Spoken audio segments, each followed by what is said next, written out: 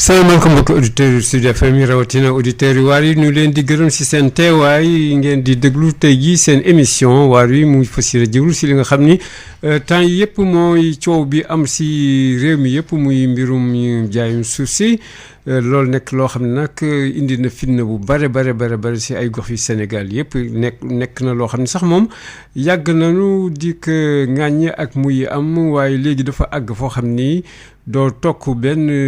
ay bés rek boo xam ne gisuloo ñi nga xam ñooy askan yi nekk surtout si kaw gi daal di génn di yuuxu di wax nanu bàyyi seen suuf def naa dégg ngeen léegi vidéo bi bees bi nga xam ne moo doon jaar léegi li mu si wax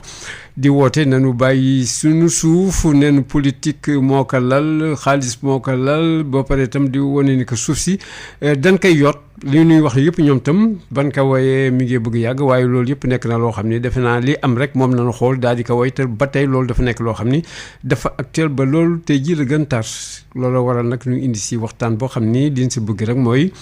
waxtaanu yeete dundee yeete nag ñëpp nañuy waxal muy ñi nga xam ni ñooy askan bi nekk si kaw gi ak tam ñi nekk si ville yi partout tout simplement rek de citoyens sénégalais ñi nga xam tamit également mooy nguur gi ak démembrement yi nga xam tam ñoo nekk si kaw gi ak si commune yeeg fu nu mënti nekk rek ak ñi nga xam tam également ñooy société civile ak sénégalais yi tout court pour ñu xam ni mbirum suuf dafa nekk loo xam ni lu am solo la nekkul loo xam tam dañ koy foowee ndax mën na indi ay fitna yoo xam ni du tàmbalee kenn xamul kañ lay jeex gis nañ ay réew yu bare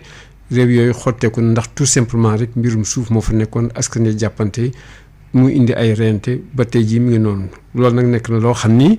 tam lu jar xoolaat la jëm seet mbirum suuf mi li ko lal du point de vue wàllu yoon point de vue juridique tam mbirum suuf tam jaay ko si wàllu comme lan la mën indi suba wàllu tam li nga xam ni moom mooy askan bi paix sociale bi tam lu mu si mën def ak tam ñi nga xam ni wàllu démographie environnementale ak askan bi nga xam ni tam suba ñooy ñëw du ñëw fekk nu fi dara kooku lan lay jur ndax déggoon ngeen njiitum réew di wax jamono ndagam pétrole bi génn moom nañu mën commencé di xalaatal di wax ni askan bi ñëw suba il faut que ñu jot seen wàll bon tamit def naa suuf si nga xam ne moom kuy bay wala looy mënti def si suuf nga koy defee kooku tam war nañ ko gën jox cër xalaat ñi nga xam ne suba ñoom ñooy ñëw ñoom tam am nañ si wàll boo xam ni war na leen ko préserver garder leen ko léegi moo gën ñu koy saax-saaxee comme ni ñu koy waxee woon léegi. tey jii nag ñi nga xam ñoo nekk si plateau bi kii di Yandé Ndiaye moom mi ngi bokk IPAR moom mooy chargé programme foncier bi mooy amee mbir moomu. du loolu weesoo député également Aboubacry Diallo moom député Amérique Océanie moom tam également teew ni si waxtaan bi ndax waxtaan bi amul na ko solo trop également defe naa moom tam nekk na benn baat boo xam ni yaakaar naa fa nga xam ne foofu la nekk kàddoom du fa jibee war na mën indi ay waxtaan yoo xam ni du ñàkk ni xëy na daanu gën def attention si mbirum suuf sensibilité bi si nekk waxatuma ak di jaay suuf ndax am na ay réew yoo xam ni jaayum suuf boole wuñ ko mukk seen benn calcul économique du loolu weesoo également itam suñu beneen invité kooku moom mi ngi jógee SYCODEV muy Mamadou Mbaye moom tam moo amee chargé programme gouvernance financière si SYCODEV muy kuréel boo xam tam ñoom également dañuy yëngu si ay wàllu yu bare lu wàllu koom ak li nga xam tam dafa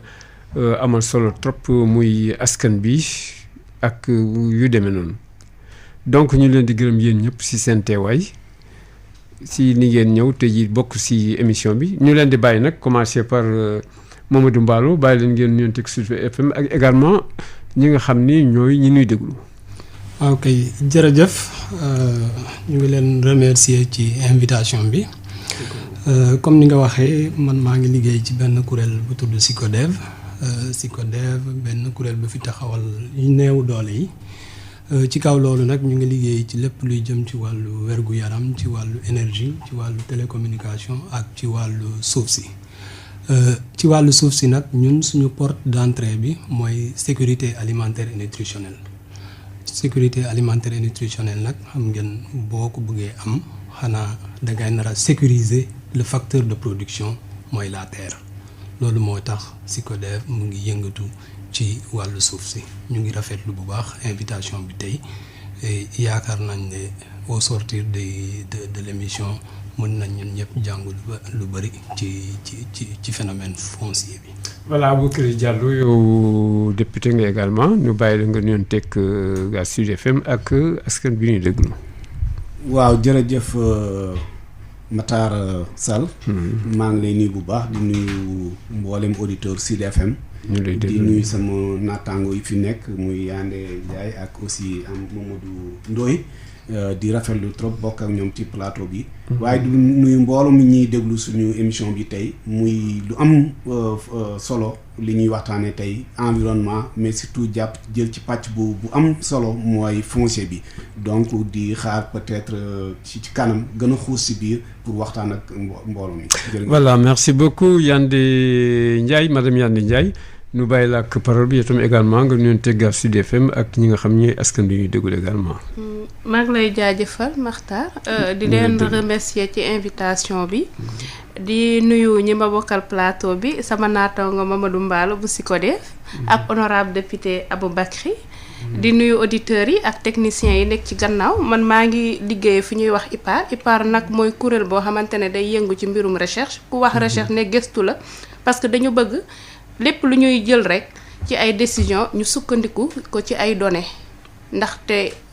ñun suñuy domaine d'intervention mooy foncier bi mooy emploi des jeunes mooy migration mais aussi changement climatique ak ODD loolu mu nekk ay domaines yoo xamante ne buñ ci gëstoo ba pare fa ñuy jëm mooy poser débat politique mais itam ñu am ay données yoo xam ne ñiy décider mën nañ ci sukkandiku pour ay jël ay décisions yu am solo te donc ci njëlbeen daal loolu laay nuyoo en attendant ñu xuus ci waxtaan. voilà merci beaucoup may fàttali mbokki auditeurs yi du fekkee bu ngeen bokk si émission bi li ngeen di bëgg laajte ak joxe contribution mën ngeen woote 88 628 98 98 ma leen di fàtte ki nga xam ne moo nekk si partie technique bi moom mooy Assane Thioune fas yéene tàmbale émission bi damay tàmbaleeg madame Yandé Ndiaye bu IPAR Yandé dégg nga jamono yi ñu nekk coow gi nu mu. bareeti defe naa 2020 moom sax dafa mel ne rek moom coowum suuf moo ko inauguré loolu nañu mën wax parce que waxuma sax mois bi nekk mais léegi dafa mel ne moom semaine bu nekk doo déggul mbirum suuf dégguloo dara li xam nag jaaxal nit ñi mooy lu tax surtout jamono yi ñu nekk rek mbirum suuf nekk loo xam ni rek dafa yëngatu bu baax a baax ban xalaat nga am si loolu ba nuy ñëw si ay aspect juridique ak économique ak yu demee noonu. waa ci tënk rek. xam nga dañuy wax ne suuf si. ba ko yàlla lalee ba tey yokkuwul te askan wi ñu ngi yokku rax ci dolli tey bu ñu gëstoo ci ay 2008 waxoon nañ fi ay crise alimentaire crise bi ñu dugg tey muy crise coronavirus ñëpp ñu ngi xalaat itam mu amaat ay conséquences économiques yoo xam ne tamit dina laal suuf si boo xoolee yu mel noonu comme ak lu ñuy wax urbanisation galopante dëkkuwaay yi xat na njaboot ji ñu ngi yokku tey village yu bari léegi ñu ngi nekk commune commencé yaatu donc dëkkuwaay commencé xat loolu rek buñ ci yemee ci ay gëstu buñ ci yemoon rek nga xam ne suuf dina indi ay jafe-jafe rawatina nag li ñuy wax agrobusiness nit ñi bëgg a dem ci suuf si def fa ay investissement agricole te suuf si commencé xat ku nekk soxla ci suuf soosu loolu dina nekk ay jafe-jafe te suuf si du yokku donc bu ñu jëlee phénomène yu mel ni tamit changement climatique mu ngi impacté suuf si parce que boo demee ci ay zone Fatick dañuy gis ne suuf si xorom si mu ngi nangu suuf si donc ñoom la ñu amoon di béy dafay gën a wàññeeku nga jël fàttali naa ko njaboot ju yokk bi mooy kii bi njaboot ji yokk soxla fu ñu dëkk soxla itam fi ñuy béy loolu tamit indi ay jafe-jafe bu raax ci dolli tey ku si nekk bëgg nga dugg ci investissement parce que bu ñuy wax tamit agrobusiness di nga gis ne dinañu wax ne exploitation familiale tey am na ay exploitation familiale yoo xamante ne dañuy bëgg a def investissement investisseur bi soxla tey jigéen ñi tamit ay investisseur lañ soxla ci suuf si ndaw yi ay soxla ci suuf si loolu yëpp bëgg-bëgg yi bu ñu jëmee ci benn bërëb loo xam ne ñëpp a ko soxla rek dafay commencer xat te dafay indi ay jafe-jafe ci tënk daal defe naa loolu ay cause la yoo xam ne dina tax ku nekk soxla ci suuf si ba mu jur coow bi ñu toll tey. voilà ma ñëw si Mamadou Mballo yow sa xalaat si laajte bi ma laajte woon yëpp léegi rek coow bi yëpp tey jii bari na trop lan nga si mën wax si loolu. waaw jërëjëf c'est vrai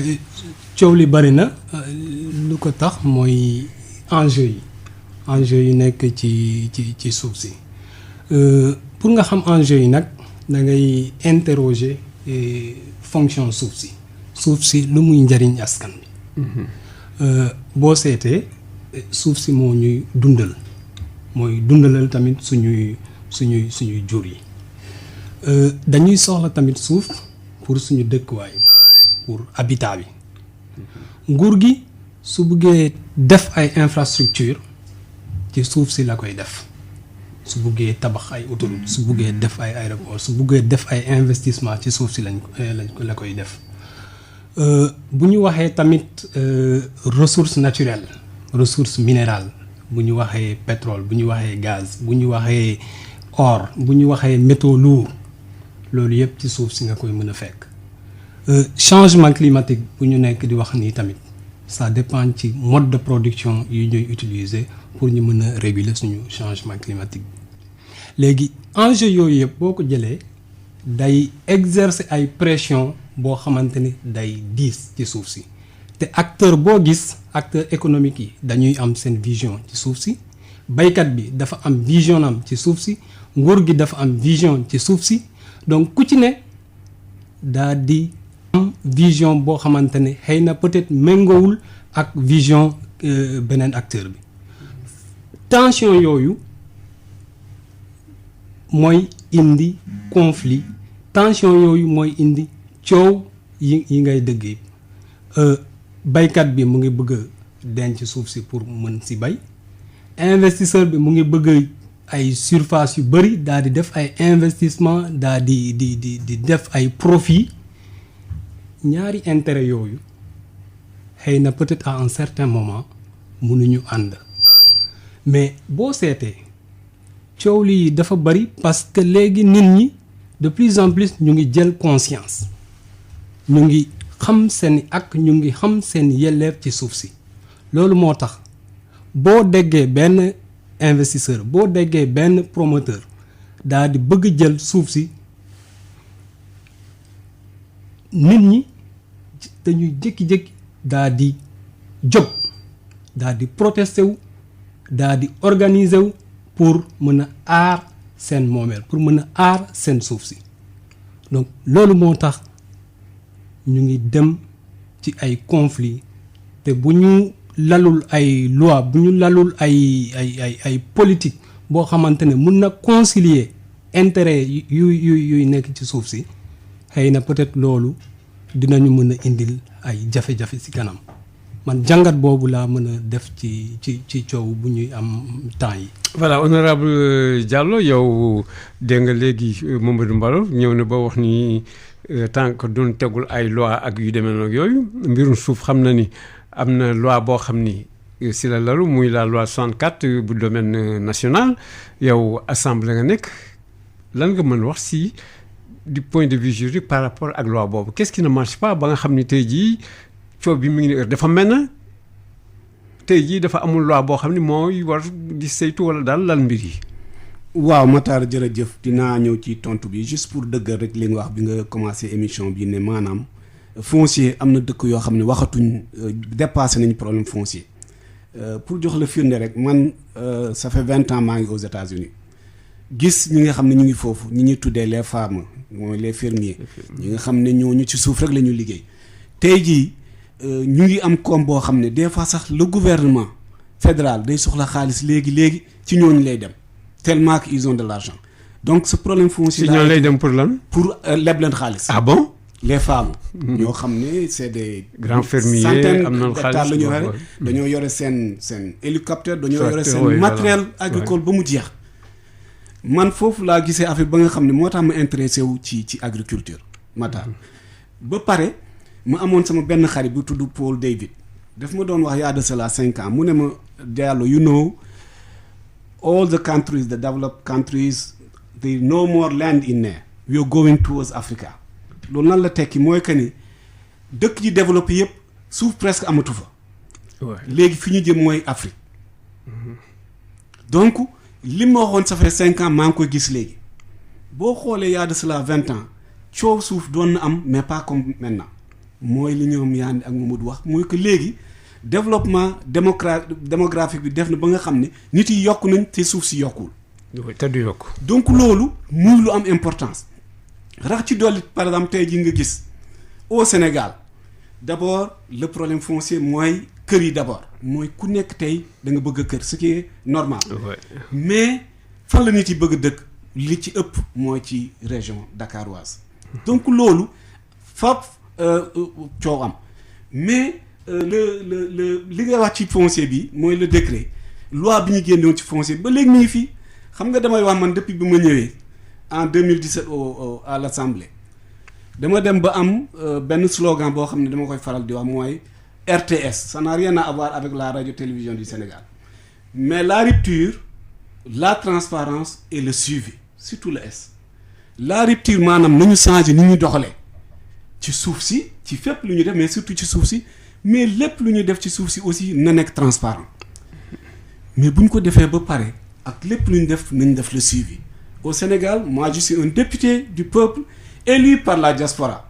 ñëw fii tey non seulement waa diaspora dañ may déglu mais aussi nga nekk un député du peuple tout court nga am fi nga jóge fi nga cosaanoo mais aussi am fi nga dëkk fii donc mu nekk pratiquement 3 casquettes yoo xam ne yaa ngi ko yendu mais sant yàlla mais li nga wax ni c'est extrêmement important tax na ba fépp fi ñuy dem man par exemple maa ngi ñaax sama mbokk yi parce que là où je vous parle man bu ma jógee fii dans 2 jours damay dem béy parce que le problème foncier qui se pose man j'ai posé ça au ministre mooy que ni naam am nañ ay suuf mooy domaine national xam nga domaine national c'est 95% domaine national 5% rek mooy yi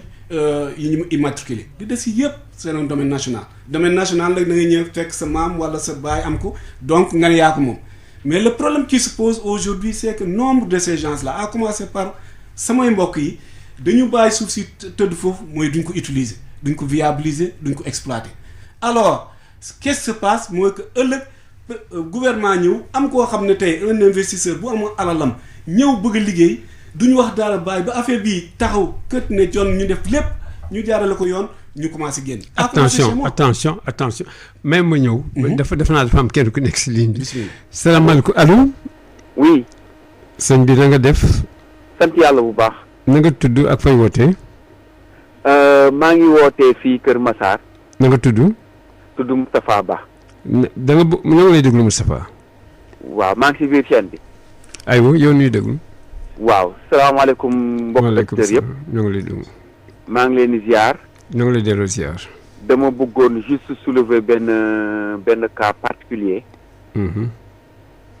boo xamante ni problème litige foncier la mais qui porte détriment à toute une communauté. muy monsieur Babacar Ngom qu'on respecte beaucoup. mais xëy na fi mu implanté société bi Sedima rond-point Kër Massar am na yoon boo xamante ni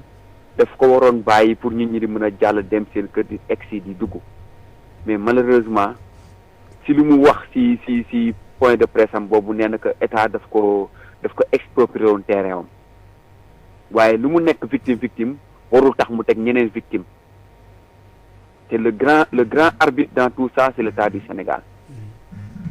ça le président wu mati ñëw day ñëw waaye l'état du Sénégal reste pour tous les Sénégalais ñu bëggoon nag profiter ci émission bi pour alerter monsieur Ngom alerter le président de la République mu xool nu muy def parce que askan bi sonn nañu ci société bi malgré que société bi dafay liggéey pour réew mi ñun ñëpp bokk Sénégal. société fu mu nekk ci wet ci Massar. waaw. léegi ban gàllankoor la leen teg foofu société bi. gàllankoor bi moom nee na am na ci rond point bi net dafa jël muram indi ko ba ci muru autoroute à péage. ah oui d'accord. mur fu ñu dëkkoon daaw ñun dañ daan wiiri plus de 4 kilomètres pour jéggi ci tali bi. finalement Eiffage ba ñu xamee ne ñun am nañu problème ñoom ñu daggal ñu grillage ñun ñuy dox à pied waaye bu ñuy dox à pied ci biir canal bi la ñuy jaar ak suñu doom yi. c'est pas sûr te booy jaar ci biir canal yi ak sa doom yi pour accéder à la route nationale à la route. jaan yeeg ñax yeeg lu nekk ma nga fa ba muy ériger muram bi mu doon na bàyyi benn espace pour yoon alors que plan directeur bi nga xamante ne moo nekk impôt et domaine bàyyi na yoon. donc moom dafa ñëw ba daal di jege dafa taf yoon wi daal dafa fa xaw fat yoon wi. dafa ñëw ba taf yoon ba tafu ci autoroute à péage. ah oui d'accord ok. finalement oto mënul def si rond point pour dugg noonu si bifurcation bi dugg si kër yi nekk si ginnaaw Sedima. jotoo ngeen waxtaan ak moom. ñi ngi en pour parler jotaguñu toog nag waaye ñun ñi ngi koy tendre la main comme nu mu tendre woon la main à sa prise de parole en direct pour ñu toog waxtaan. waaw mais ñu koy yëgal rek ni vraiment il porte préjudice à toute une communauté. dañ leen dégg incha allah. ah. ma ni dañ leen dégg xam na. incha allahu rabbi xanaa da ngay jàllale sama speech bi wala. ah. da ngay jàllale sama si ko da nga koy poser question si débat bi. déedéet fi nga nekk li ñun si débat bi na nekk léegi bon en fait dañuy wax rek comme mu mel ne mi ngi nuy dégg wala mi ngi toog di la dégg également noonu la ñuy waxee quoi. waaw yaakaar ni mu man ngi dama lay dégg nekkoon en direct si chaîne bi nii. déedéet. ah bon yow da nga nekk en direct yow mii da nga nekk en direct kañ. du ma taalee rajo ni maa ngi dégg sama bopp. waaw da nga taasare waaye teewul ni ñëpp a ngi lay déglu. waaw loolu daal la ñu bëggoon là c'est un appel à monsieur Babacar Ngom qui est un grand entrepreneur yoo xam ne ñëpp naw nañ ko il est parti de -0 ba fi mu toll nii ñu ngi koy gërëm di ko sant waaye xëy na yëgul ni il porte préjudice à toute une communauté même bu ko état offensé jël li mu moom ci titre foncier waaye état am na plan directeur boo xam ne da koy dagg day def ay yoon yëpp vraiment problème litige au Sénégal litige foncier yi metti na le président avait dit que ni 60% des dossiers yu muy jël sur son bureau ay litige foncier la donc ñi ngi faire appel au président de la République à monsieur Babacar Ngom à sa fille Anta Ngom à tout le monde de faire preuve d'humanisme même bu fekkee ñoom moom ñu may nit ñoon fu ñu jaar pour egg seen kër yi. waaw dégg na loolu am na solo moom nga nuyu gaa Kër Massar jërëjëf si intervention bi également. ñu dellu si voilà honorable man sànq fi ma doon bëgg laajte bi nuy dog yaa ngi doon wane nii que du ñu laalee gaa ñu tëb ak yu demee noonu ak yooyu wala nu teg suuf du ñu defar du ñu bëggee jox keneen et cetera. ma ñëw am na keneen ku nekk si ligne bi salaamaaleykum mbokk mi allo. salaamaaleykum xaar ma fay sama rajo comme. waaw rajo moom il faut que da nga koy fay. waaw pour dégg-dégg bi gën leer. salaamaaleykum. maaleykum salaam. sëñ bi yow kan yaa xam Diop. yaa xam dëkk fan. maa ngi afin. fooy waxee dëkk cosaan dëgg Mbour la. Mbour ngay wax Bawol laa. waaye maa ngi fii Ndakaaru. waaw aywa ñoo ngi lay déglu. fii laay jàngale. aywa yaa xam. waaw thème bi daf ma intéressé lool. pour ma def mu gaaw rek ndax ngeen mën dugg. débat bi riche. damay jàpp ay constat rek d'abord. xam nga lënt yu bari milieu rural bi maanaam àll bi amuñu cadastre. bu ñu wax cadastre dëkk réew taax yi rek lañ ko defal. ay te it communes yi nekkoon communauté rurale dañ leen joxoon registre foncier def naa ne loi 96/06 bi portant code des collectivités locales prévoiroon na ko waaye tenue bi dafa doy waar. waroon nañu balaa ñooy def lotissement wala délibéré di affecté suuf wala di désaffecté ñu def état genre bilan te it conseil municipal comme mooy organe délibérant bu ñëwee bu ñu installé dañ ko waroon wax ne ko mbirum suuf si fii lañ si toll ñun suñu suuf bi ñu nattoon jàppoon ne moom la commune bi moomoon fii la woon waaye tey bi ñu jëlee fonction lii lañ fi fekk comme ni ñuy seetee tamit situation financière avec le fameux compte 568 muy jox situation trésorerie bi fan la toll. war nañ ko. te it mbirum suuf si dafa am lu bari si laxasu. mbirum droit mbirum politique aspect géopolitique tamit daf si am. defe naa ne am na réew yoo xam ne boo amul nationalité waxuma sax nga jënd suuf waaye amoo droit acquérir li ñu tuddee droit réel maanaam amoo droit nit di tayle suufam nga siy jug nga siy jël. du ma tudd dëkk boobu parce que dëkk boobu dañ ko jàpp comme exemple ci libéralisme waaye pour wax leen ne rek dëkk yi gën a ubbeeku sax dañu def attention ba nga xam ne suuf si duñ ko jox koo xam ne amul nationalité dëkk boobu ci dëkk boobu. gannaaw loolu am na beneen mbir tamit xam nga ñu ngi wax déclassement domaine public bi surtout domaine public maritime nañ ko boole domaine public de manière globale def naa ne publicité bi ñuy def ci déclassement bi dafa doyul nit ñi xamuñu ko lu bari. war nañu décret yi nga xam ne moo porte déclassement yëpp ñu gaaw ko di ko rendre public et puis ñu def un état de cette situation nga xam ne telle portion nit ñi dañuy gis booru géej gi rek littoral bi ñu naan fii domaine public la xamuñ ndax foofu dañ ko déclassé wala déet loolu te andi conflit ndaxte nit ñi dañuy jàpp rek domaine public bi te it Ndakaaru dafa xaw a doy waar ñu ngi wax domaine public mais kenn mën ko woon délimité travaux yi dafa yàgg dans les années 1910 chaque fois travaux yi teg fi commission Clouseau yu mel noonu li dem ci mais ndax lan fii dafa am lu ñu tudd falaise maanaam boor géej gi nga xam ne dafa xaw a kawe ay xeer a ko nekk yu mel noonu te léeg-léeg géej gi xaw a song tefes bi ba màbbal lu bëri waaye xam nga boo amee loolu kon boog tefes bi dafay reculer loolu moo tax ñu am ci problème yu bëree bëri pour affaire domaine public maritime bi te it ñi ma boole si ne diggante village yi tamit amul délimitation tamit loolu moo andi conflit yu bëri yi léegi solution pour l'instant rek ma proposé defe naa ne lépp lu jëm ci bàyyi ñu xoolaat texte français bi nga xam ne moo régiroon emphytéose c'est la loi du 25 juin 1902 dafa am benn amendement boo xam ne diggante discussion yi entre Sénat bi ak Bourbon donc la Chambre des députés dafa am texte boo xam ne dañ ko kiyoon benn amendement bu ñu fekkoon dañu waxoon ne bu fekkee ne dañ la abal suuf buñ la abalee suuf war nañ toog at bu jot ci la abal mu xool ndax def nga la nga waroon ndax yokk nga si dara si li mu la abal xam nga loolu bu fekkoon ne waaye dañ dem bu mujj gi ñu retiré ko buñ ko tegoon si lépp lu jëm ci bàyyi ak yu mel noonu ndaxte gis nañu suuf yu bëri si loolu ñu tudd les baux de tund qui ne sont pas des emphytéoses parce que c'est des baux qui sont assis sur les droits personnels da nga gis nit ki bu toogee ba mu neex ko xam ne baay bi durée baa ngi bëgg a jeex dootul toog ci bâtiment bi bàyyi ko noonu ba nga xam ne ñi nga xam ne ñoo dagan pour jëlaat seen suuf yi nga xam ne seen maam ñoo ko tay joxoon foofu buñ fa ñëwee ay tëddi lañ fay fekk wala loo xam ne de kii yooyu tamit war nañ ko xoolaat ñaareelu yëf yi moo di il faut ñu dellu si waat suñu xel suuf si nañuy fexe ba nga xam ne suuf yooyu nga xam ne suuf yooyu yëpp yi nga xam ne askan bee ko moom si biir communes yi pour ñu municipaliser ko maanaam état bi mooy moom suuf si waaye droit démembré yi ñu jox ko commune bi te amul droit jaay ko ba nga xam ne commune bi mooy moom suuf si moo koy loué c'est-à-dire bàyyi contrat wax xool njëkk yi ñu xool anam yooyu ban njëkk la et puis ñu am un tableau wala une échéance de référence daawal foo xam ni doon di woon affaire de la valeur boole tere it te ñi tere suuf yu mel noonu ñu jox ko keneen de manière définitive loolu laa amoon lu may proposer dans un premier temps ñu xoolaat yëpp parce que c'est très sensible mënuñu jàpp suuf yi di ko taggat di ko jox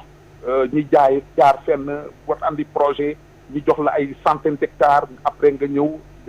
def ci leneen parce que am na suuf yu bëri nag boo xoolee dañ ko dugal dans ce qu'on appelle l'économie résidentielle or cette économie résidentielle affaire yëpp dafa am lu muy si biir spéculation bu dul jeex alors spéculation boobu nag li koy andi parce que y a des enjeux parce que y a des velléités des intérêts cachés beneen affaire bu am tamit ñu ngi naan ñu bëri ñu ngi jóg naan sunu maam yi ñoo moomoon fii alors usucapion attanuñ ko wax léegi mais jachère tamit dañ ko limité il faut pas que ñu xool terre rek naan dafa c'était des terres en déshérence ñu def ñu foon dara ñu bàyyi ko ay garab ñu jël ko déedéet am na lu ñu ko def mën a appliqué aussi li gën a andi problème bi spéculation bi moo di les règlements qui sont issus de la planification spatiale maanaam document urbanisme bi ni nga ko def dañ ko travestir il y a beaucoup de détournements d'objectifs et de destination kon boog vraiment loolu laa bëggoon di wax dëkk yaa ngi law di dem ni bàyyi rek ne bon suufu mbéy mi fa la yëf yi ko war a du ñoom béykat bi amul soxla bari boo ko joxee dara parce que buñ leen di dédommager su fekkee ne suuf si terre domaine national la valeur bi ñu leen jox dafa kiiwul dara alors il y a une course à la verticalité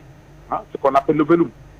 dëkk boo gis bëgg na wane ne bon ay nay quartiers yoo xam ne vraiment c'est des immeubles de 20, 30, 40 étages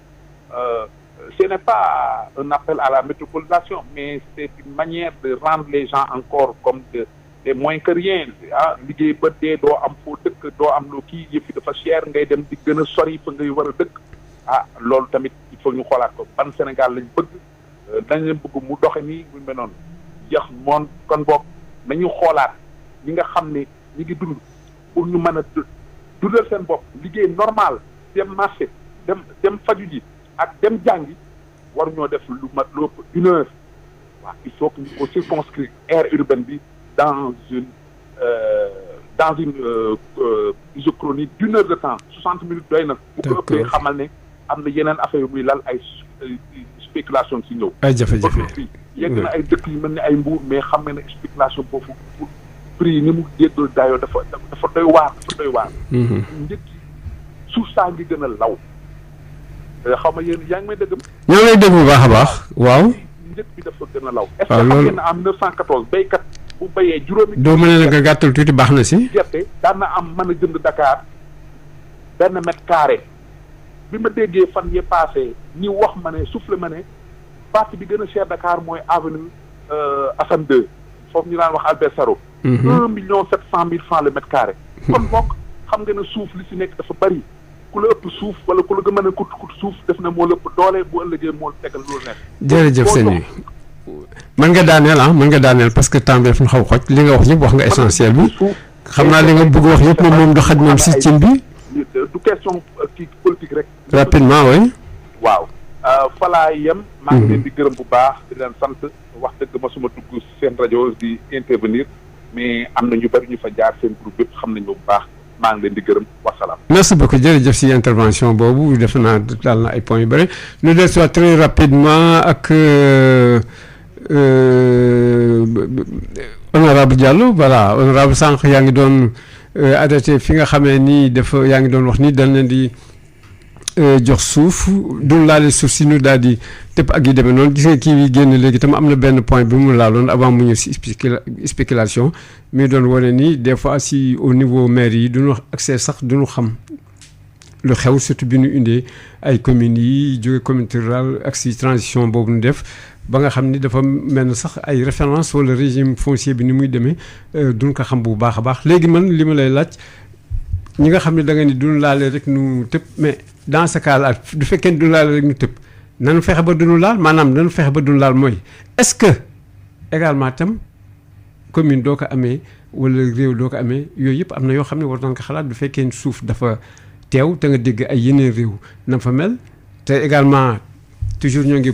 prôné politique d'emploi au Sénégal ñàkku ni également tam am na yoo xam ne mën nañ ko def pour dimbale ñi nga xam ne dana amee surtout exploitation familiale ay 0,5 hectares te ñooñ nga xam ne ñoo ngi liggéey guddeeg bëccëg si suuf si te li ñu seen liggéey sax barewul ay ñeenti weer ñeenti weer mais nga jéem bala ngay dem sax di wax jeunesse nga commencé si ñi nga xam ne loolu seen métier la ba pare ça fait que ñoom duñu commencé liggéey foofu amatul kuy jóge fee sax di wax dafay laal wala du dee laal tam xëy na dafay nekk benn espèce de pacte boo xam ne ñoom ñoo koy bokk sama suuf laa amee indi ko sa capital on peut travailler ensemble. am nga jërëjëf Matar xam nga li tax mu wax loolu c'est que dama jaar ci constat rek Sénégal yaatu na mais suñu côté yooyu rek laa jël man ça fait 2 ans au niveau de l'Assemblée à chaque fois bu ministère agriculture ñëwee je pose la même question te tontu bi généralement même tontu la parce que dama leen di wax ñun par exemple fi ñu nekk am nañ fa à la bordure du fleuve terre yu bëri yu fa nekk man bi ma juddoo ba léegi dañu naan terre yi ñun ñoo ko moom suñu maam ñoo ko moomoon donc c'est là-bas mën na leen ñun ñii mais dimbali leen ñu pour que au moins ñu mën a béy. am ngeen ndox déjà à côté. am nañu ndox dimbali leen ñu mais le ministre là lan la ma tontu keroog dafa ne ma on veut bien. seen suuf si baax na trop nangu na pratiquement bépp culture mais le problème mooy que ñoom si seen bopp yéen ngeen déggoo parce que généralement. suuf si boo xoolee quel est le problème. mooy c'est toute une population ñoo ko moom. oui kii da cee am pàcc kii am ci pàcc kii am ci pàcc donc pour que ñu mun ko exploiter à grande échelle il faut ñu boole suuf soosu yëpp mu nekk benn suuf ñu def un projet d'envergure. oui mais qu'est-ce qui se passe généralement bu discussion yi commencé. ñii dañu yaakaar ne ñii dañ leen di nax donc du coup da ngeen dem ba sori am li ko gàllankoor parce que da ngay gis ay famille yu rëccu naan yu génn ci biti ne ñii dañoo bëgg a nax donc dañu arrêté. ñan ñoo leen di bëgg a nax ñan la ñan ñooy jiite ay débat yi. c'est là bu ñu leen waxee ne un projet la léegi kaay la ñu boole suñu. ñan ñoo leen koy wax. bon certainement y a des gens qui viennent derrière ñoo xam ne. voilà question de confiance mooy posé wu quoi. voilà c'est ça parce que et puis le problème qui se pose say mbokk lañu c'est-à-dire yéen ñëpp yéen a bokk liggéey bi da ngeen ne kaay la ñu boole suñu suuf ba pare seeti quelqu'un qui pourra nous exploiter ça mais léegi bu dee loolu par exemple même loolu rek da ngeen am problème pour déggoo ci loolu. alors que c'est un domaine national moi ce que je dis à mes populations mooy que ni kii état bi moo ko moom ñun dañ ne rek suñu maam yi ñoo ko moom mais c'est un domaine national ëllëg bu état bi amee un projet bu yaakaar ne war na ko indi fi projet bu baax mën na ñëw mu def ko su boobaa on aura que nous on pourra pas pleurer parce que ñun ñoo ko defal suñu bopp mais léegi man ne qu'est-ce qu'on doit faire nañu jéem a def ne serait-ce que un GIE ñu wut ay papier c'est un financement mais aussi il faut ñu commencer ci dara xam nga man li ma mënul comprendre au Sénégal c'est-à-dire que les gens là ils attendent tout du gouvernement il va falloir par exemple yow boo bëggee tey exploiter say terres mais organisez-vous na am lu ngeen dajale ba ngeen xam ne bu ngeen ko dajalee ba pare bu ngeen ne bailleur de fonds bu ñëwee da ngeen di toog discuter mais si vous n'avez rien vous savez vos terres c'est vrai que am na valeur mais faudrait-il que ngeen mën a dajale dara bi nga xam ne bu ngeen ñëwee ci lay négociations yi gën a yomb mais tel n'est pas le cas donc je dis que boo xoolee généralement c'est ce qui se passe au Sénégal vous prenez le cas de Babacar Ngom aussi pour en revenir avec le cas de Ndengler je crois. non beneen de façon générale rek de façon générale on veut pas sax kii topp si kii prétexte rek la bu ñu jël boo xoolee par exemple c'est des terres yoo xam ne procédure bi boo xoolee procédure bi yëpp dañ ko jaarale yoon pendant ce temps là la population était là est-ce que yëg nañ affaire bi peut-être ñenn ñi yëg nañ ko ñëw na ba fii léegi nee nañ il faut ñu delloo. la faute à qui. la faute à qui. du fekkee dañ jaar procédure bi yëpp dafa dem ba pare population bi kenn xamul yëg na wala yëgul mais yii du fekkee dañ koy def te population bi ñoom ñoo ngi toog ñëpp xam nañ affaire terre ni mu mel mais dundee commencé pourquoi on n'associe pas kenn fi associé population ñoom tam ñëw leen xamloo leen lii et puis pourquoi pas sax kenn aussi par exemple commission d'attribution bi du am ñi nga xam ni ñooy représenter population bi. ça fait que ñooy y a la commission domaniale monsieur. attends ma ñëw damay poser question rek. ça fait que ñooñu duñ fa jógee du daal di mën dem sa population ba ñu waxtaan ak ñoom ni leen lii la. mais qui vous dit que population bi yëguñu parce que. xam nga non attends c'est-à-dire très souvent. tout dernièrement. am na benn waxtaan boo xam ne dafa nag dañu mujj wax ni si réforme yi nga xam ne jël nañ ko si yu bees yi léegi prévoir nañu ko du fekkee ni conseil bi dafay réunir. il faut que mu am ko ñoo xam ne ci population bi noonu ñu ñëw di toog mais avant c'était pas le cas. gars yi daan def seen yëf rek daal di dagg teg comme c'était le cas de Mbane jox nañ loo xam ne sax ëpp na Mbane. là ça pose problème là je suis d'accord avec toi ça pose problème même je dis que de manière générale état bi comme population bi dañoo war a discuter. discuter maanaam mooy lépp lu ñu joxe suuf. waa population bi war nañ ko yëg. xam li nekk ci biir xam lu nekk ci biir ba nga xam ne bu ñu déggoo. ëllëg du am ca. voilà kooku je suis vraiment d'accord avec vous. bon ma jàll léegi parce que defe naa am temps baa ngee dem te accès gun si kii bi ma ñëw si Yandé Ndiaye déggoon nga ki nga xam ni moo doon jàll léegi certainement xam naa am na yoo noté lan ngeen mooy am na yu bare yoo xam ni génn na ko yoo xam tam également bon defe naa moom li nga xam ni mooy nekk si mbirum suuf bari na génne ñëw si affaire spéculation yi également ñëw na tam si ay suuf si nga xam ni mi ngi nekk centre urbain yi lu mel ne Dakar ak yu demee nag yooyu dem tam si kaw gi tam wax si régime foncier bi naka la demee ak tam li nga xam tam naka mooy nit ñi dafa mel na li nga xam ni moo war xew si wàllu suuf kenn tàggatu leen si ba nga xam ni daanu mën xam jël seen ay précautions ak naka nañu war defee ak tam ñi nga xam ñooy agroalimentaire yi duñu accès bëgg jël suuf si ñee tam taxaw amuñu fu ñu jàpp wala yu demee noonu ak yooyu mbir yooyu yëpp ban tënk sa am man nag question bi particulièrement bi mu la bëggoon poser du fekkee ne ñooñu ñëw nañ comme par exemple mooy borom koppar yi ñuy wax agroalimentaire et cetera wala sax les promoteurs immobiliers te gaa ñu toog est-ce que nu leen di jox ay quantité suuf yu bare yooyu alors que am na ñoo xam ne ñoo ngi si toogoo ci seen xel wala kooku nekk na loo xam ni xel mën na ko nangu wala ñee tam dañu war taxaw daal ñun suñ suuf a ngi nii yéen seen koppar ngeen indi du leen bëggee mën na seet nu ñuy liggéey comme ça mu bañ nekk ay affaire koo xam ne jël si suuf jox ko kenn yow na nga toog di xoolee mais nu boole leen ñoom ñëpp nu àndandoo liggéey. waaw pour ma tontu sa laaj rek dama leen di renvoyer li yoon wax. parce que suufu Sénégal dafa am nu mu tëddee te dafa am lu ci yoon wax mais li gën a indi jafe-jafe mooy li yoon teg nit ñi dañ ko réere mbir tey boo seetloo même commune yi nga xamante ne moom la ñu jox compétence transférée pour ñu gérer suuf boo demee ci conseil municipal ba la ci ëpp ci élia xamuñu yoon lan la wax ci nan la ñuy saytoo suuf population yi itam lu ci ëpp loi sur le domaine national bi nga xamante ne moo lalee nu ñuy doxalee mbirum suuf ci gox-goxaat yi population bi yor suuf soosu xamuñu sax li yoon wax ndax ñoom sama suufu maam la ñuy dund te fekk yoon dafa am lu mu teg ci mbir moom bu dee ki nga xamante ne moo yor suuf si xamul li yoon wax ki war a doxal am ci réere mbir ki ñëw itam peut-être investisseur bi nag li ci ëpp ñoom dañuy xam fekk population bi xamul lu mel noonu bu amee kon jafe-jafe dafay am loolu nekk na première difficulté bi tax suuf di am coow ndax yoon dafa ne bu ñu jëlee ne nañu depuis 64 bi ñu sosee loi sur le domaine national dañu ne suufu maam amatul yow boo soxlaa suuf dañuy jël suuf si dénk ko commune képp bépp doomu gox bi bu soxlaa suuf dafay dem laaj ci commune bi ne lii laa soxla ci mbirum suuf bu ko defee am na lu ñuy wax commission domaniale boobu balaa ñuy joxe suuf si commission bi dafa war a dem saytu ji xool ba xam ndax est-ce que la ngay ñaan ca suuf am na fa ndax loolu buñ ko daan def xëy na fàttali nga ko léegi commune am na benn communauté rurale boo xamante ne joxe na suuf boo xamante ne ëpp na sax yaatuwaayu communauté rurale am donc bu ñu toppoon si li yoon wax rek defe naa du ñu réeri mbir beneen bi mooy yoon dafa tere ñu jaay suuf te ñu ngi fiy jaay suuf léegi yoon bu la nee yow boo soxlaa suuf demal ci commune ba boo soxlaa suuf demal commune nga ñaan beneen bi mu ne la suuf si waroo ko jaay waroo ko tayle te boo yoree suuf si danga ci war a liggéey yaa ngi ko doon fàttali dangay am ay suuf su bari teg ko fa di xaar investisseur tamit yoon dafa ne boo soxlaa suuf nga dugg ci dëkk dangay wax ak d'abord commune ndax commune moom la ñu dénk suuf mais itam commune dina wax ak ñi nga xamante ne ñoom ñoo yor suuf si di ci liggéey lépp débat la ndax loo gis rek information da ciy am solo waxtaan da ciy am solo ba nit ki xam ci lan lay engagé wu moom li ñuy wax consentement éclairé en toute connaissance de cause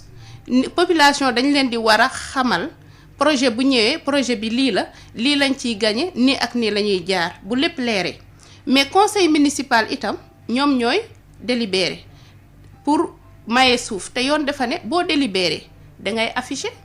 affiché mooy wane ne danga koy taf population bi yépp xam ne honorable ñëw na fi ba ñaan suuf te délibéral nañ ko te fàttali nañ ko léegi ak acte 3 de la décentralisation li ñuy wax le contrôle citoyen dafa am loolu yépp tey bu leeree defe naa ne jafe-jafe yi dina wàññeeku beneen bi mooy li ñuy wax ci mbirum registre foncier bu ñu ñëwee ak audit foncier tey bu ñu toppoon registre yi ñu tenir ko correctement parce que dafa ne yow booy délibéré suuf di nga wax yaatuwaay bi nu mu toll situé ko ba mu baax boo délibéré ba am papier bi firndeel suuf si fii la commencé ba fii lay yem dañ koy enregistré ci registre foncier bu dee lépp la ñu enregistré ci registre foncier nga def tamit désaffectation képp ku soxlaatu suufam wala liggéeyatoo ci suuf si nga désaffecté ko mais nga notifié ko ci registre foncier bi defe naa ne du réere mbir bu ko defee yéen bu ngeen gérer ba dem kiy ñëw pour mu remplacer la dafay yomb. mayam foofu patrimoine foncier donc daal il faut que mu taxaw maa ngi ñëw dafa am kuy woote rek nga baal salaamaaleykum mbokk mi allo. waaleykum salaam wa rahmatulah allo. sëñ bi na nga tudd ak fooy wootee. Ousmane Seck laa tudd maa ngi wootee États-Unis. ñu ngi lay déglu Ousmane. waaye léegi dama dégg waa ji ñu présenté daf ne député diaspora bi la moo tax ba amoon lu ma ko bëggoon a laaj. mi ngi lay déglu. waaye léegi man dama amoon problème parce que dama amoon compte d'épargne ci banque Sénégal depuis 2013 la ko gouvernement jëloon xaalis bi ba léegi te amuñ lenn lu ñu ma wax lu may da nga faa béy lu yàgg moo tax ñu jël ko quoi. boobu ba léegi maa ngi ci topp mënu ma ci jot ma doon laaj ndax waa ji député bi am na lu ma ci mën a xalaat wala déet quoi. waaw d'accord léegi daan la jox numéro am ensuite après dan la woo du émission bi jeexee comme ça daa ko mën woo yéen ñaar ngeen waxtaan. waaw léegi jox ma numéro téléphone après man daa ko mën a woo quoi. waaw léegi du émission bi jeexee rek da nga wootee doo wootee rek daan la ko jox. jërëjëf voilà Yandé donc mën nga continuer. waaw maa ngi doon wax ci mbirum. registre beeg patrimoine foncier bi war teew ak comme ça bal ñu jox dara ñu xam ne lii la temps la et cetera ak yu demee noonu. ba pare am na tamit yenn jafe-jafe tey ak li ñuy wax acte 3 bi nga xam ne dafa dugal li ñuy wax communalisation intégrale tey am na ay communes yu bëri xamuñu seeni limite te bu dee commune bi xamul limite am tamit day indi ay jafe-jafe defe naa ne loolu tamit ay problème yu ñu war a régler la. ci mbirum côté état ndax tey commune boo ko sampee war na xam ay limitu commune am ndax buy délibéré tamit du dem ci beneen commune am na tamit ci doxalin loo xamante ne léegi comme ndax boo xoolee loi 64 maa ngi koy fàttali li mu wax ci ay principe noonu la ñuy doxalee suuf ak li ñuy jëfee dafa wute même bu dul loolu sax du loi 64 tey jii defe naa li ñuy wax loi sur le domaine de l'État am na ay jafe-jafe ndax tey coow li tey lu fi xew mooy li ñuy wax ci littoral alors que yoon nee na c'est imprescriptible et inaliénable mais nag fàttali na ne mën nañ ko déclasser loolu mooy lan c'est imprescriptible tubaab ngay làkk de mooy kenn mënul jaay kenn mënu ko aliéné mooy mënoo jaay mënoo jënd beneen bi mooy nag yoon fàttaliwaat ne mais mën nañ ko buñ ko déclassé mu day dugg ci domaine privé état après état mën na ko joxe mais loolu yëpp nit ñi dañ ci réeri mbir defe naa ne tey ci foncier bi baax na pour gën a leeralaat yoon charte yi ñu teg ni ñuy doxalee suuf nit ñi xam ko ñi nga xamante ne ñoo yor suuf si di ko gérer ñu xam charte yi nan la tëddee population bi itam xam ne lii lañu yoon may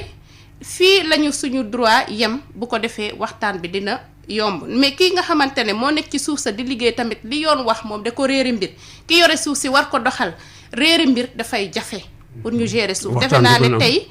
war nañu dem ci audit foncier pour xam ndaxte fàttali nga ne en 64 loi sur le domaine national 95% suuf si mooy boo tegee téeméer juróom-ñeent fukk ak juróom ya suufu domaine national la tey jii mënuñu taxaw ne la domaine national fii la toll ndax am na lu bëri jóge na fa tey commune yu bëri tey mënuñu taxaw ne la suñu yaatuwaay fii la toll jafe-jafe am na foofu donc état war na defaat taxaw seetlu commencé nañ fi lu ñu fi wax processus de réforme jotuñ ko àggale defe naa ne tey jafe-jafe yi am ak coow li gën na ñaaxaat état pour mu taxawaat ci processus de réforme boobu parce que jafe-jafe am na nit ñi xamatuñu seen suuf fan la tege xamatuñu lan la yoon wax tey jii état waroon na mën a leeral ba ñu xam ci littoral bi est-ce que dañu déclassé wuñ ñi ci am ay titre de propriété fan la ñu jaar est-ce que dañu jalgati yoon est-ce que yoon yu baax la ñu aw coow bi bëri na population tamit soxla nañu xam est-ce que loi sur le domaine national dañ koy continuer di tëgg ba tey wala est-ce que dañuy tegaat beneen boo xamante ne dafay méngoo ak suñuy doxale ndax jafe-jafe yépp mooy yoon bi ñu fi teg pour nu ñuy doxalee suuf dafa xaw a wute ak suñu aada ak suñu cosaan te xam nga ne nit ku ñuul dafa fonk cosaanam ak aadaam régime coutumier bi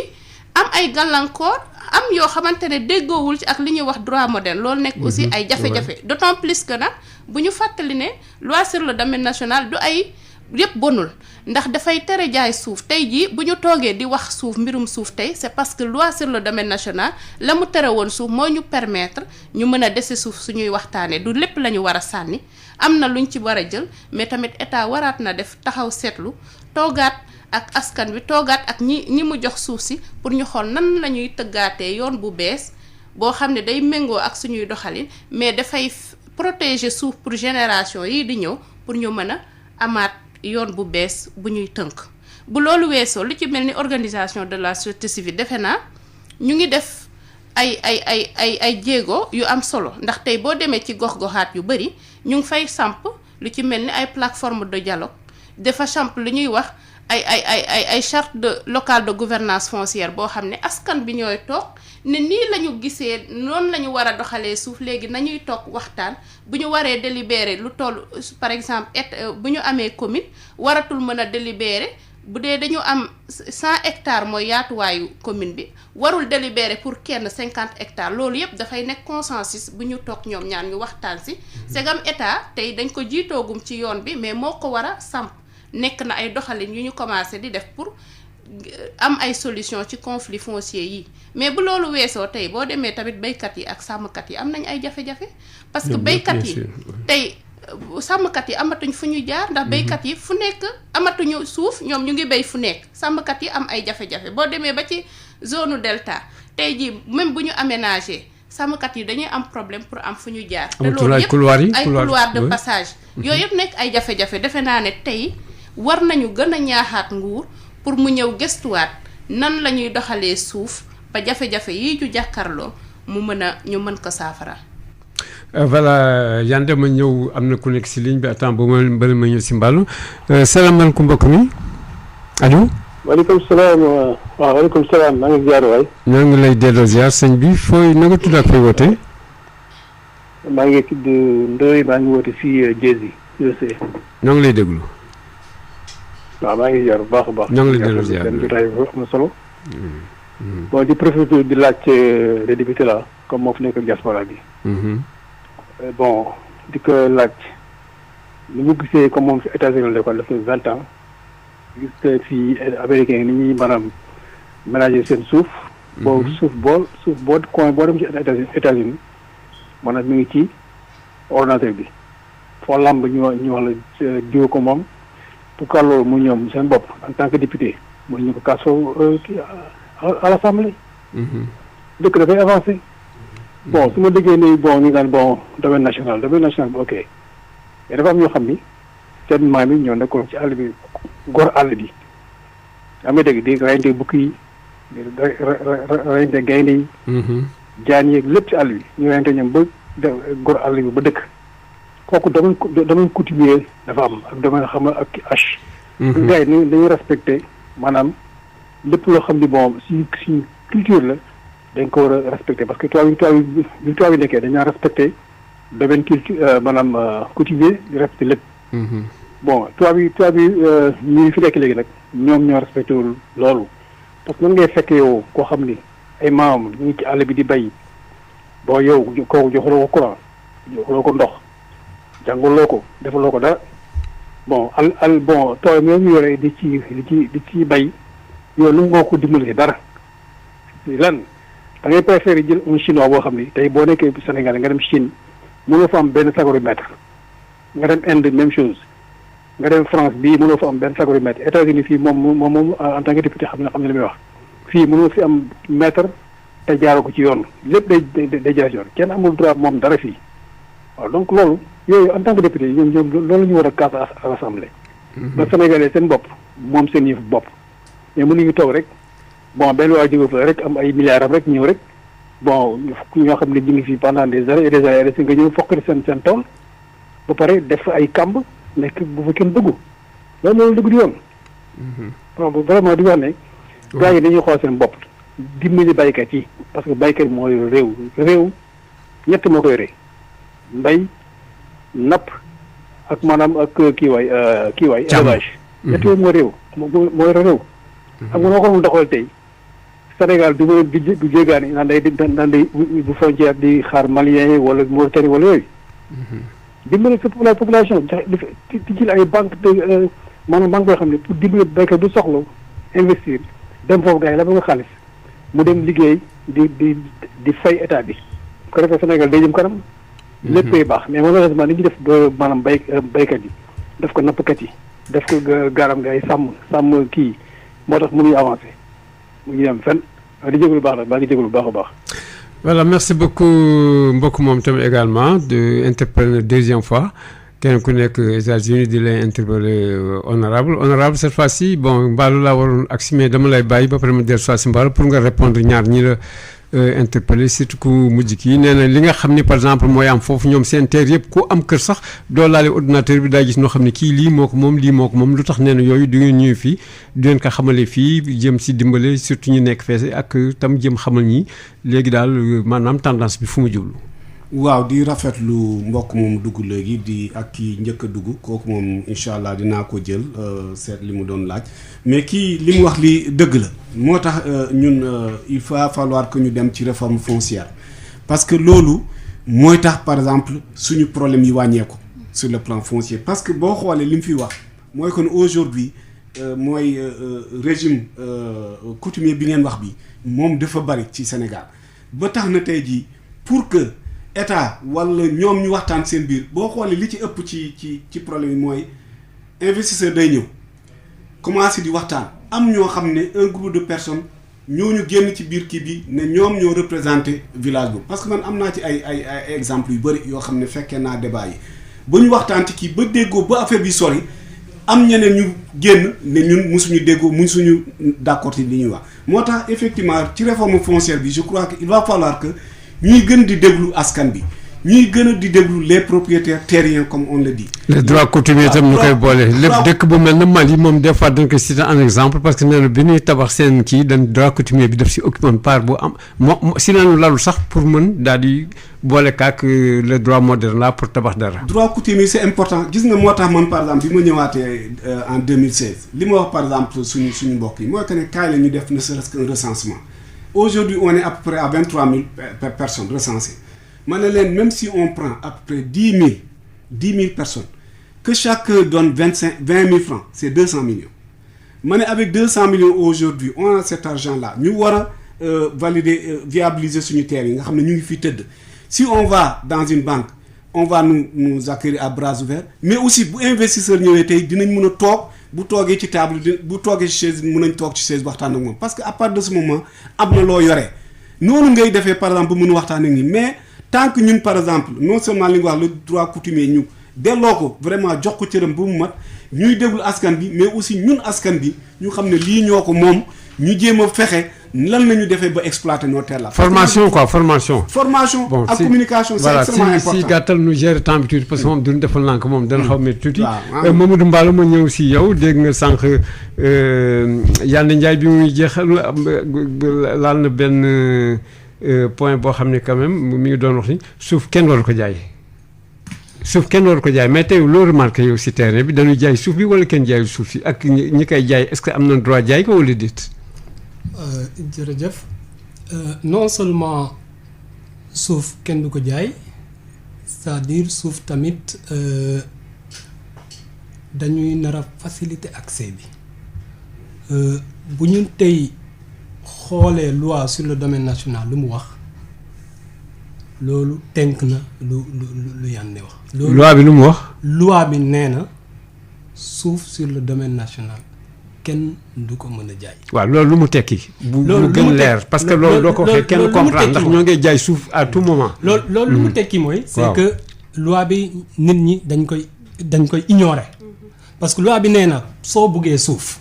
loolu moo tax mu jël nguur gi jël suuf si dénk ko collectivité locale yi. léegi boo buggee suuf da ngay jaar ci collectivité locale yi maanaam def benn demande d'affectation. boo bindee sa demande de désaffectation communes yi conseil municipal bi dafa am une commission domaniale. commission domaniale bi dafa nar a déplacé wu daal di seet xool su fekkente ne suuf bi nga laaj suuf si mu ngi foofu su fekkente ne suuf si tamit amul benn litige amul contestation ci suuf boobu noonu bu ñu defee constat boobu su fekkente ne lépp mu ngi jaar si yoon dañuy nar a woo conseil municipal bi daal di voter daal di délibérer def suuf si ci sa tour. suuf boobu ba à usage la d'habitation wala liggéey. ça dépend su fekkente ne demande de parcelle à usage d'habitation. dañuy bind affectation de parcelle à usage d'habitation. su fekkente ne da ngaa bëgg a bay tamit dañuy def délibération affectation de parcelle à usage agricole wala à usage X. donc mais procédure bu yomb la mais c'est-à-dire que aujourd'hui communes yi duñu communiquer avec les administrés avec les populations pour que ñooñu ñu mën a xam yan voie yan pexe la ñuy mën a def pour ñu mën a sécuriser seen suuf si. mais doo si biir est-ce que le grand problème d'abord de problème communication parce que liñ fa wax yëpp da ngay dégg dañ lay wax xamuñu comme ni koy Yande doon waxee sànq nee na conseil municipal bi ñi fay nekk surtout ñu dogee ak ñu bari xamuñu lu xew nee na tam yenn saa ñi nga xam ne ñoo amee tam suuf si ñu bari tam dafa am yoo xam ne dafa leen rëcc si wàllu ay loi yu kenn xamul xëy na ñoom tam ñoo ngi tëdd seen droit coutumier ñii li mu mujjee wax mooy mu ni ki nga xam ne nag moom mooy accès ak kopparam di ñëw mu ni kooku moom moo leen sax gën xam mais donc am na problème communication bu metti boo xam ni war nañ ko def kooku ñoo yaakaar ni tey jii ñoo war dimbali nit ñi si fànn boobu. mais communication boobu. catégorie d'acteurs yi yëpp la intéressé la concerné collectivités locales yi am nañ ci wàll organisation de la société civile yi ñu ngi def seeni liggéey ci loolu mais li ngay gis d'habitude et la plupart du temps c'est que investisseurs yi ñoom bu ñuy ñëwee ñoom am nañ ressources humaines ñi xam lu loi bi wax ñoom dañuy def seen kent ak seen kattan pour ñu def loi bi lu muy laaj dañuy jaar ci commune bi laajte commune bi te généralement c'est la commune qui doit faire en sorte que nit ñi yëg projet mais lu tax la commune bi moom di réagir à ce niveau là. parce que foofu tam problème la. parce que da ngay dégg nun la mbaat rek jaay nañu mbaan yëpp nga toogaat nun la fekk si dugg xaw ma jaay nañ ko feneen ak feneen et cetera yu demee noonu. mais voilà le grand problème boo xam ne mu ngi posé mais on dirait que tam également nguur gi ñi amee tam nguur gi duñu woon commune yi nii ngeen war def nii ngeen war def nii ngeen war def. ñëpp dañuy toog ne pat mu mel na y a une sorte de mafia organisée. il y a une sorte de je sais pas. mais non mën nañ ko wax déedéet réew kat dafa réew dañuy wax. mais mën nañ ko wax une mauvaise foi su fekkente ne. la collectivité locale mauvaise foi de. su fekkente ne la collectivité locale l'élu local quand même c'est dafa war a nekk quelqu'un qui est informé sur les procédures ñoom war nañ xam loolu léegi su fekkente ne defuñu ko c'est de la mauvaise foi man noonu laa koy mën a qualifier te suñu ko defee tamit la plupart du temps concertation bi bu amee c'est-à-dire que l'information n'est pas libre l'information n'est pas transparente du investisseur bi du joxe information bi yëpp looloo tax su defee investissement am dafa dem day dem ba ci biir nit ñi gis ne kii lu mu waxoon yëpp maanaam ci engagement de départ bi yëpp pratiquement respecté wul dara loolu moo tax soulèvement yi ñëw nit ñi dañuy sentir ne que ne kii daf leen nax kii daf leen trahir loolu mooy indi généralement conflit diggante population bi ak investisseur bi loolu moo tax man dama yaakaar ne c'est-à-dire que tey dañuy nar a oser réinventer la gouvernance foncière ci collectivités locales yi ñoom seen pouvoir bi dafa bëri ci suuf si te ils utilisent le pouvoir généralement ci ay fins yoo xamante ne ci seen intérêt kese la dañuy utiliser seen pouvoir bi pour ñu satisfaire des ambitions personnelles nekkuñu foofu pour utiliser suuf si pour ñu satisfaire intérêt communautaire. léegi benn question bi ma lay laaj xam naa sur le plan juridique tam il faut que ñu def ko tuuti parce que dafa nar jël kii bi yëpp léegi loolu xam nga moom nuy def di jël di joxe suuf nii léegi dañu bëggoon xool léegi si wàllu koom le fait que nuy désaffecté di jox ñeneen surtout agribus bi li ñu see fëkk ak yu demee nag yooyu mais kooku du fekkee ni dafa continuer noonu ak léegi ñëpp xam na ni addina bi Afrique bii moo fi desi suuf ba ñu koy wax xaw ma 33 millions lu mu dese xaw ma kilomètre carré xaw ma lan encore et cetera du ñëpp buggee daw si ñëpp buggee daw si Afrique léegi si aspect économique yi kooku lan la mën jur par exemple si aspect économique social ak environnemental yooyu yëpp. mais ay aspect bu graaw la ay aspect yu graaw la damay jox ñaari exemple bu njëkk bi dafa lalu ci benn gëstu bu SICODEF defoon en 2010 ci phénomène akimo suuf si dafa amoon benn autorité politico-religieuse mooy jëloon ay 400 hectares suuf fële ca Jokkul bu commune Jokkul Diawriñ département Kébémer. mais entre parenthèses dama lay bàyyi nga ne mais autorité politico-religieuse ñoom tam lakkal na nit ñi si suuf si de. ñu ngi koy dégg. ñu ngi koy dégg. yaa nga nekk si terrain bi jox ñu ngi koy dégg. ñu ngi koy dégg ñu ngi koy gis du ñu cité ay noms. non kenn cité wul kenn. voilà dem na rek lakkal na nit ñi. ñooñu tamit c'est ñoom bokk nañ ci acteur moo xamante ne lakkal nañu trop. ñooñu ñooy def ay akimo suuf si. léegi akimo suuf si conséquence bi mu amoon c'est-à-dire que pendant 6 ans parce que dañuy jël 400 hectares baykat yi daal di koy barbar pendant 6 ans communauté yi. mënuñu bay seen suuf loolu lu muy indi woon mooy insécurité alimentaire et nutritionnelle c'est-à-dire que population bi lu ñu daan bay dafa wàññeeku ba nit ñi ba xiif dugg ci biir dëkk bi dañu daan jigéen ñi ci suuf soosu dañ daan am ay bois de chauffe xam ngeen 80% ci milieu rural bi presque bois de chauffe la ñuy utiliser akimo suuf bi tamit dafa amoon ay incidences yu négatives ci accès à énergie ci accès énergie boobu. léegi population bi daf daan dem ci yeneen dëkk bi di ab ay suuf te xam nga ni ñooñu boo nekkee baykat da ngay bay ay tool di bàyyi ñeneen ñi pour ñu mën a noppalu ji tuuti mais say mbokk su amul tool su ñëwee si yow da nga koy jox bi nga denc mais loolu lu muy tekki c'est-à-dire que du. ànd ak durabilité ressources yi du ñu mën a régénérer wu donc ñàkkum suuf si akimo suuf si ay incidences yu muy am ci dañuy lal ci yooyu yëpp bu ñu ñëwee tamit ci entreprise extractive yi ñooñu tamit lu ñuy seen activités yi conséquences yi muy am ci population bi dafa doy waar ni ki mel ni ci seen wàllu wergu yaram bi parce que seen activité bi poussière bu muy rejeté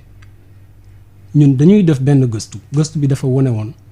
que les maladies liées au risque pulmonaire dafa yokku depuis que société bi commencé di daal di exploiter. ci gox yooyu. lu mel ne ay Kédougou et lu mel ni ñun suñu étude bi Koudiadiène la porté woon. Koudiadiène ban gox la nekk. mu ngi région de Thiès. waaw xam nga zone boobu tamit zone bu bëri phosphate la. entreprise yi ñu ngi fa exploiter ay phosphate ni ki mel ni ay Cefos ni ki mel ni ay AIG ñu ngi doon exploiter foofu phosphate Cefos mu ngi foofu ba léegi. te dafay wàññi doole agriculture bi. dafay wàññi parce que c'est des terres à vocation agricole. mu ngi wàññi te suuf si mu ngi impacter santé population bi wérgu yaram bi ñu ngi tamit impacter l'environnement. parce que te li ñu see jël tekkiwul dara par rapport ak li agriculture mën jox dundal si réew ak yu demee noonu parce que fee ay pourcentage yu gàtt rek la. c'est ça yooyu ay échantillon la pour vous dire que phénomène bi nu mu toll ci réew mi presque kenn xamu ko te mu ngi fii war nañ ko xoolaat war nañ ko tegaat ci yoon parce que yoon am na lu mu wax ci entreprise yooyu yëpp mais boo xoolee c'est que soxna Yande wax na ko sànq dañuy jël loi bi teg ko ne daal di doxalin nit ñi ñu ngi doxalin yorim suuf si nu mu leen mën a neexee. donc du point de vue comme ak énergie bi environnement ak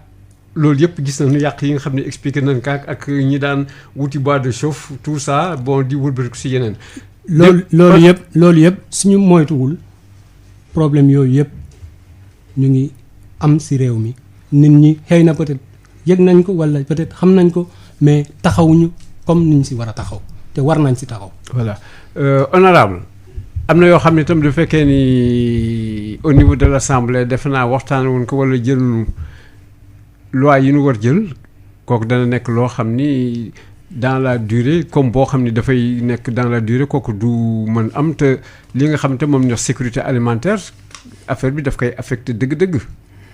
am na solo Matar li nga wax parce que au niveau de l'Assemblée effectivement loolu lu ñu dañoo war a taxaw ci mbir moomu parce que y a la loi sur le littoral par exemple boo xam ne convention la depuis des années man j'ai participé à beaucoup de séminaires yoo xam ne ñu ngi ci doon waxtaan ba ñu ngi xuus en tout cas au niveau de l'Assemblée pour que loolu mun a am parce que effectivement wax naa ko sànq ma ne ko il faut ñu am une réforme foncière parce que mbir mi jaxasoo boo xam ne tant que tooguñu tous les acteurs intéressés toog comme ni ko Yande waxee ñu toog ñu waxtaan ku nekk xam sa rôle parce que aujourd'hui ce qui se pose mooy wax nga ko sànq mooy au niveau de la communication on a un problème mais aussi il va falloir ñu xoolaat nan lañ doon defee donc loolu je crois que assemblée am na rôle bu ñu ci joué xam nga man je fais partie d'un réseau qu'on appelle le REPES mooy réseau des parlementaires de l'environnement au Sénégal REPES muy réseau boo xam ne day yëngatu bu baax a baax ci environnement man boo gisee par exemple mu bokk ci réseau boobu di ci jouer ay rôle yu important parce que man tout ce qui touche à l'environnement m'intéresse à tous les niveaux moo tax par exemple ñu def ci ay jéego yu bari di pousse par exemple député yi nga xam ne ñu ngi ci REPES waxtaan ak yeneen député yi pour que à chaque fois bu amee problème yu mel ni foncier ñu indi ko au niveau de l'Assemblée et gëm naa ne surtout par exemple problème bi xew nii léegi sur le littoral ba mu indi yëngu-yëngu yi ba tey jii nga invité ñu nii je crois que dina tax ba ñu amaatee ouverture de session di nga dégg mbir moom parce que effectivement gaa assemblée yi ñoo nekk tam si littoral bi kat est-ce que daanu ñëwee ubbi dossier boobu seen dossier bopp la di. waaw man de bokkuma ci Matar. non waxuma si nga bokk waaye ñoom rek la. waaw ça dépend affaire yi loolu tax mu doy waar. affaire yi lii ñuy wax suufu jàmbur yi nangu ñoom dañuy seet ña sonn rek ñëw fekk seen yëpp fëkk leen. nii daal ni ñii ñoo am droit di noyyi si air bu neex. foofu moom assemblée pour mu jël ko dana xaw doy waar. non xam nga peut-être dina metti mais mën na sotti xam nga lu tax parce que boo xoolee ñi bëri ñi ñuy wax tey de am nañu ay kër ci littoral bi mais affaire bi mu commencé ci kaw la yàgg na ça fait des années et des années peut-être même avant nguur ki fi nekk donc ça veut dire que ay nit la yoo xam ne peut-être jaar nañ ci procédure bi ba ñu jox leen tey seen baay mais xam nga loolu aussi ñun en tant que sénégalais nañu xool par exemple li nga xam ne peut-être amoon na fii ñi nga xam ne ñii am nañ ba construire nañ peut-être ñu bàyyi leen xel mais li des li ngir yàlla nañ ñu ko bàyyi fii parce que effectivement quand même on ne peut pas comprendre que Sénégalais yi nekk foofu war a am une vue sur la mer war a doxantu foofu war a yóbbu foofu seen doom yi ak seen famille yi tey mu am ay kër mu am ay sociétés yoo xam ne dañ leen di tere ak foofu kooku nit sax war na ko bañ moralement sax nit waru ko nangu donc effectivement je crois que kii dafa war a nekk sax un sursaut national c'est-à-dire ku nekk dafa war a jouer partition pour que lii mën a antu parce que je crois que du député yi rek mais aussi la société civile et les autres organismes ñoom ñoo war a taxaw ne lii kat mais le député yi yéeg jiitu affaire rek puisque ñoom ñoo nekk assemblée te ñoom lañ def seen bàttam même du gaañ yi mënul accéder foofu ñoom nañu yëkkati affaire bi bien sûr xam nga gaañ fi moom lu ñu bëgg yëkkati rek daan ko yëkkati rek la que léegi ak ñoo si gaaw oui moo tax gis nga Matam moo tax may féliciter IPAR organisme yu mel ni IPAR moo xam ne ay organismes yoo xam ne du ñu dimbale renforcement de capacité député yi souvent dañuy invité ñuy dem ñu woon yan outils la ñu war a utiliser pour OG di mën a xeex lii ak lii ak lii et je crois que ça c'est extrêmement important moo tax affaire bi ñun ñëpp dafa am partition bi ñuy jouer mais effectivement comme ni nga ko waxee député yi nag ñi nga xam ne ñoom ñooy élus du peuple ñu jiite ko te loolu de man par exemple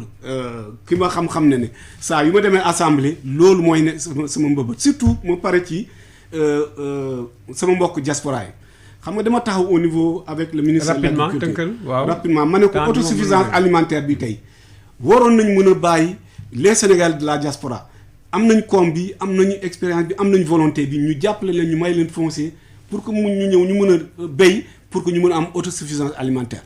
ministre agriculture ne ma effectivement c'est une bonne chance mais problème bi rek mooy le foncier ça c'est au niveau des collectivités locales nan lañ koy amee nañu delluwaat ci seen dox yi jéem a am loolu su boobaa ñun ñu ñëw en tant que ministère ñu jàppale leen donc loolu ñu ngi ciy liggéey ñun les 15 députés de la diaspora daje nañu ak ministère bi ñaari yoon pour mën a faciliter ces gens-là pour que ñu ñëwaat au bercail mën a béy parce que gëm naa ne béy mooy suqali réew. waaw mais puisque nag léegi jotagu leen waxtaan boo ñoom tam nanu arrêté ni leen no arrêté bon joxe bii nuy joxe. d'accord voilà ma ñëw si Yandé gars yi dañuy naxe rek Yandé ma dellusiwaat si yow voilà ñi nga xam ni jotoon nga sax intervenir si ay ñan ñoo xam ne joxoon nañ seen xalaat si mbir mi ñëw nañ tam tuuti si benn parti boo xam ne parti bu am solo la muy parti Kombe ak également tam énergie bi nga xam ne sax mënoon na ko affecté ak du point de vue démographique ak yu demee na yooyu sànq yow yaa fi waxoon posé naa la woon des questions bi Sikodev nga ni suuf kenn waru ko jaay waaw mais Yandé ñoo ngay jaay. c'est ça le problème kenn loolu moom si jaaxal de kenn loolu jaay te ñuy jaay. léegi bu ñu jaayee comme yoon nee na suuf kenn du ko jaay. waaw da nga gis ne ñu ngi jaay kon nañu jàpp ne ñay jaay dañuy jalgati yoon waaye nag. wala bon jaay bi yan condition bokk na ñuy war jaayee bon. ak ñenn nañu war jaay. léegi nag. parce que am na ñoo xam ne jaay na leen. yoon dafa ne suuf boo ci amee li ñuy wax titre foncier mooy am nga kayit buy firndeel ne yaa moom. suuf soosu am nga sañ-sañ jaay ko. am nga sañ-sañ luye ko am nga sañ-sañ sax tay la ko boo génnee àdduna sa njaboot doon ko mais suuf bi nga xamante ne moom la ñuy wax suufu domaine de l'État te littoral bi bokk ci suuf bi nga xamante ne moom la ñuy wax suufu domaine national te askan wi moom ko kenn du ko jaay kenn du ko doon kenn du ko tayle loolu nag dafay jafe pour population bi ñu koy jéem a nangu parce que moom la ñuy pratiquer moo tax boo ñëwee bay wax principe domaine national dañ lay naan loolu ban loi la te fekk na loi boobu moo fi nekk depuis 64 ba tey léegi ñu jàpp ne boo gisee suuf su bari fi ñuy jaay boo demee ci gox-goxaat yi suufu domaine national la suuf yu bari yi ñuy jaay suufu domaine national la léegi nag dañoo am ñoom seen yoon ba ñuy jaar ba jaay bi mën a du feeñ sur le papier mais jaxalante xaalis bi dafay am mais sur le papier procédure nañ koy defee njaay bi du ci fës ndax tey jii man bu ma amee sama délibération bëgg ko jaay mbaalo ci papier bi du ñu wax ne jaay naa mbaalo sama délibération déedéet parce que buñ ko defee yoon day daanu suñu kaw man damay dem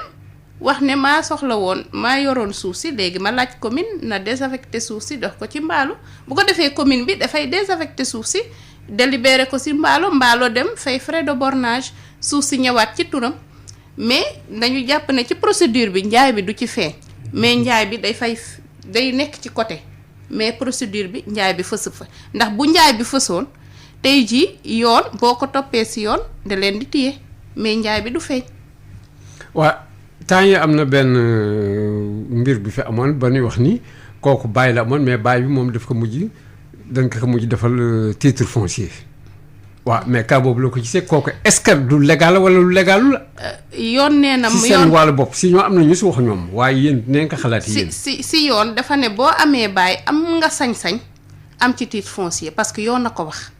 boo defee ci suufu domaine te boo déggee bàyyi rek xamal ne suufu domaine de l'État la. ndaxte bu boobaa suufu domaine privé de l'État parce que état da ci am titre foncier luyee la ko foo dégg bàyyi rek location la. te location boobu mooy diggante yow ak état léegi état bu la luyee yoon moo ne am nga sañ-sañ nga jëlaat suuf soosu wax état mu defal la ko titre foncier boobu moom procédure la normale ku ci aw noonu yaa nga tegu ci yoon d'autant plus que même suufu domaine national mën na dem ba nekk titre foncier parce que yoon dafa ne suufu domaine national état am na sañ-sañ immatriculé ko def ko ci domaine privé defal la ci bàyyi mooy mu luye la ko. waaw mais bàyyi boobu yan condition nan la koy mën defalee titre foncier. xanaa dana am ay conditions doo ñëw rek laaj. non da ngay def demande ci impôt et domaine bi nga xamante ne moom la yoon dox pouvoir ñu koy saytu. boo defee demande bi ci impôt et domaine nga fay ay droits de taxe. léegi bu ko defee ñoom ñoo lay defal mu dugg ci procédure ndax procédure bu xaw a yàgg la nag pour nga jóge bàyyi dem ci titre foncier parce que benn commission la au niveau national boo xam ne il se réunit par an. mais yan condition nan teg. da ngay def bàyyi rek dem da ngay am sa bàyyi. def sa pièce d'identité photocopier ko dem def demande de bàyyi bi au niveau des impôts. waaw ñu ne la taxes yi ngay fay c'est ça. pour nga am titre foncier. pour nga am titre foncier loolu la léegi nag après nag commission bi ñu jël sa dossier bi commission bi il se réunit par an pour étudier dossier yi. bon léegi nag donc yomb na trop donc léegi yow nga am benn bail de des centaines d'hectares nga yow suba nu defal la ko titre foncier. léegi nag ça dépend ci parce que nee nañu bu dee suuf boo xamante ne suufu mbay la. yoon dafay décourager. pour mu jógee ci suufu domaine national ba ngay am ci titre foncier foofu moom yoon da koy décourager dañ koy décourager moo tax procédure bi foofu dafay xaw a compliqué bu dee yow da nga am à usage d'habitation ndax suuf fu mbay yoon dafay décourager pour nga jël suuf sa am ci titre foncier parce que suufu mbay askan wi yépp ñoo ko war a soxla askan wee ko soxla di ca liggéey. waaw mais da nga xam ne moom moo am jilaax kooku suufu mbay la. léegi suufu mbay am mën nga ci am titre foncier mën nga ci am titre foncier mais procédure bi dafay gudd parce que yoon moo def de façon exprès pour décourager la tey jii boo ko laajee depuis quand la topp procédure bi pour am ci titre foncier du la wax ne démb la. waaw yéen yow loo gisee kii boobu illégal la wala illégalul. léegi sax xam nga bi banoo tëba tëb ne illégal la wala illégal ndax ci mbirum yoon il faut nga am information tey boo ñëwee ci ñaari parties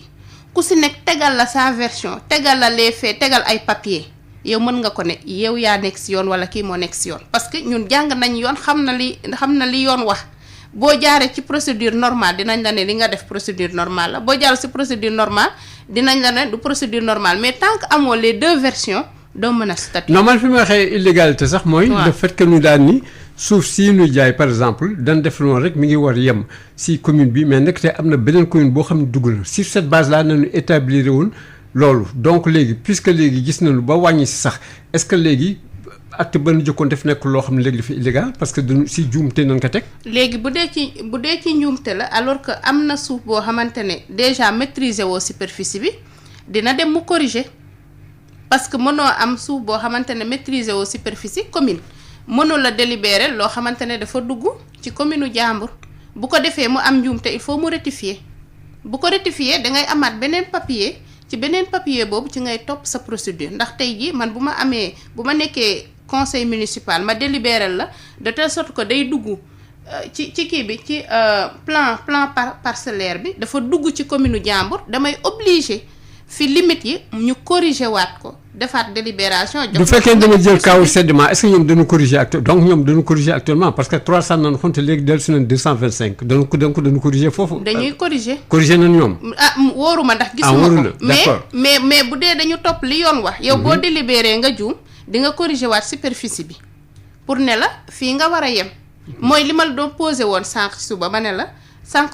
ci njëlbeenu wax ji. ci njëlbeenu waxtaan bi dama ne en général ñi nga xamante ne dañ leen jox compétence pour ñu gérer du ñu maîtriser sax li ñu war a gérer fi mu toll loolu mooy indi jafe-jafe yooyu mais bu jafe-jafe yooyu bu amee dañ leen war a jàppale pour ñu circonscrire seen moomeel pour que ñu xam ne suñu compétence fii la yem ndaxte booy délibérer ba jéggi la romb sa compétence sa délibération du baax il faut yow nga xam fi nga war a yem ndax boo ko dépassé rek la ngay acte ba ngay joxe baaxul. te kooku dafa nekk problème boo xam ne dafa posé un peu partout surtout si monde rural ay village bi njëkk ba léegi ñoo ngi si communauté yi mais kooku nekk na loo xam ne sax ba tey ji moom un peu partout ñoo ngi wax ni kooku lu xaw doy waar la léegi ma dellusiwaat si Mamadou Mballo gis nga donc ay yenn contraintes ak yenn jafe-jafe yi nga xam ni ñoom ñoo am entre les communes kenn xamul sa kii fu mu yem yéen ci seen liggéey est-ce que daa ngi di faral di rencontrer ay genre yu demee noonu et puis est-ce que ban répercussion également la mën am tam si wàllu luy mbay ak élevage ak lépp muy domaine extractif ak yooyu. waaw affaire boobu lu mu won rek c'est-à-dire que tey amuñu outil de planification et de gestion de l'espace tey bu ñu bëggoon maîtriser suñu assiette foncière bu ñu bëggoon communes yi maîtriser seen assiette foncière loolu dafa laajte ay outils ni ki mel ni cadastre maanaam outil boo xamante ni dafa permettre commune bi mën a xam sama suuf si fii la commencé fii la yem. mais jusqu'à présent nii. amuñu ko te cadastre dafa nekk un outil lourd dafa nekk benn ay outil bu cher. gouvernement Sénégal mu ngi ci def ay efforts parce que gis nañ ne ça depuis 2010 et depuis 2019 ñu ngi ci benn projet bu ñuy wax Procasef projet bi Banque mondiale moo koy soutenir mu ngi jéem a xool nan la mën a def ay cadastre ci ay communes rurales yi donc effort yooyu ñu ngi ci mais nekkul loo xamante ne dafa gaaw. donc boobu suñu ko mënee am xëy na dina peut-être wàññi problème maîtrise espace bi bu ñu amee tamit lu ñuy wax plan d'aménagement et d'affectation des sols les POAS yooyu tamit dina mën a permettre communes yi ñu mën a maîtriser seen assiette foncière pour ñu mën a xam lan laa mën a affecté lan laa mënul affecté. waaw mais si li nga wax léegi laa loolu def naa lu am solo surtout kii bu plan yooyu mais plan yooyu quand même bon enfin loo gis tam te kenn organisé wu ko ça devient extrêmement difficile. mais est-ce que tey jii laajul je ne sais pas commune bu nekk taxawal benn plan boo xam ne du léegi sax parce que loolu dafa nekk loo xam ne si liggéeyu commune la war bokk quand même. tout à fait et communes yi ci seen compétence bi dañuy am l'aménagement du territoire am nañ compétence boobu te aménagement du territoire dafa nekk loo xamante ne dafa diis dafa cher xëy na peut-être communes yi amuñu moyen yi ñu leen permettre ñu mën a def seen aménagement du territoire ba moo tax communes yu bari à part les communes yu nekk ci ville ya communes yu bari amuñu plan d'aménagement amuñu plan de directeur et d'urbanisme mais plan yooyu effectivement communes yi suñu leen mënoon am loolu dina wàññi lu bari ci conflit foncier. surtout dans le monde rural. tout à fait ndax léegi actuellement wax ji yëpp fa la nekk de. tout à fait nguur gi mu ngi ci def ay jéego mu ngi ci def ay efforts na peut-être du régler ren wala du régler en 2 ans mais xam naa ne suñu si engagé processus suñu ci defee ay moyens avec de la volonté politique xëy na peut-être dinañu mën a arriver un jour. yéen à SICODEV est-ce que am ngeen à peu près les statistiques concernant en matière d'accaparement suuf si liñ si jël yu demee noonu naka la war toll au Sénégal et un peu dans les pays environnants yu demee noonu. ñun statistique bu ñuy am mooy suñuy statistique yu 2011. maanaam bu ñu defee suñu gëstu ci jokkul ci mbirum akimoo suuf si. étude boobu lu muy wone woon c'est que en l'espace de 10 ans 2000 ba 2010 dañuy jëloon lu tolloo 650 000 hectares de terre daal di koy jox ci 10 investisseurs privés. si jokkul si Sénégal. ah si Sénégal. waaw 650 000 hectares oui. ci biir jokkul Sénégal tuuti la waaw. voilà donc 650 000 hectares boo ko jëlee dafa représenter 16% des terres arables te boobu 2011 la woon diggante 2011 ak 2020 bu ñu nekk tey xëy na peut-être soxla nañ defaat beneen gëstu pour ñu mën a xam avec précision tey ñaata pourcentage ak moo suuf si accaparement de ak moo suuf si la représenté ci biir réew mi. mais kii statistique yooyu ngeen amoon kooku kan la bu état bi la. ñun waa SICODEV ñoo defoon gëstu boobu. ah yéen defoon gëstu boobu. tout à fait. ah bon d'accord est-ce que état moom dañ di faral di def ay gëstu yu demee noonu pour xam à peu près naka la demee wala yu demee noonu en principe war na ko def non ndax moo ko war jiitu sax. yëguma ko. ah da nga amee aménagement de kii yu demee noonu yooyu yëpp. waaw yëguma ko loolu moo tax ci biir réforme foncière bi. Société civile dafa laajoon ñu def ay audit foncier pour ñu mën a xam exactement suuf si ñaata moo fi des. bu ñu xamee ñaata moo des xëy na mën nañ à partir de ce moment daal di waxtaan xam nan lañ ko mën a yoree ci at yi ñuy dem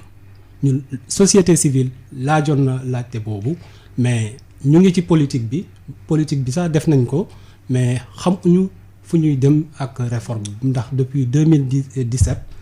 document bi mu ngi ci bureau président de la République ba tey benn avancement amu si donc c'est peut-être l'occasion tey pour ñun en tant que société civile daal di lancer waat appel ci chef de l'État bi pour que mu mun a réactualiser la réforme foncière. ah da ngay commencer si député député ci honorable man ci honorable comment honorable dama am benn message de plaidoyer par rapport ak honorable dafa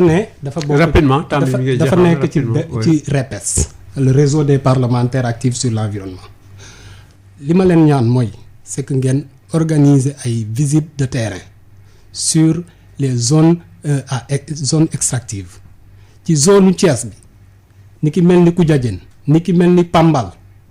war ngeen ci organiser ay descente pour ngeen mën a xam code de l'environnement bi lu mu wax ak ci yan conditions entreprises minières yi ñu ngi fay exploiter da ngeen xam ne y a un hiatus ci diggante loi bi lu mu wax ak compagnie yi nu ñuy liggéey man. waaw député kooku yow mbirum environnement bi kooku loolu see wax. waaw Matar je crois que li Mballo wax am na solo trop. am na solo trop ci réforme foncière bi je crois que à la kulli haal il faut ñu dem ci parce que man gëm naa ne même président de la République tey li ko gënaloon mooy vraiment ñu dugg ci xam naa ne dina ci jàpp parce que effectivement toll nañ foo xam ne tey jii on ne peut plus laisser ce système wala en tout cas lii mel ni continuer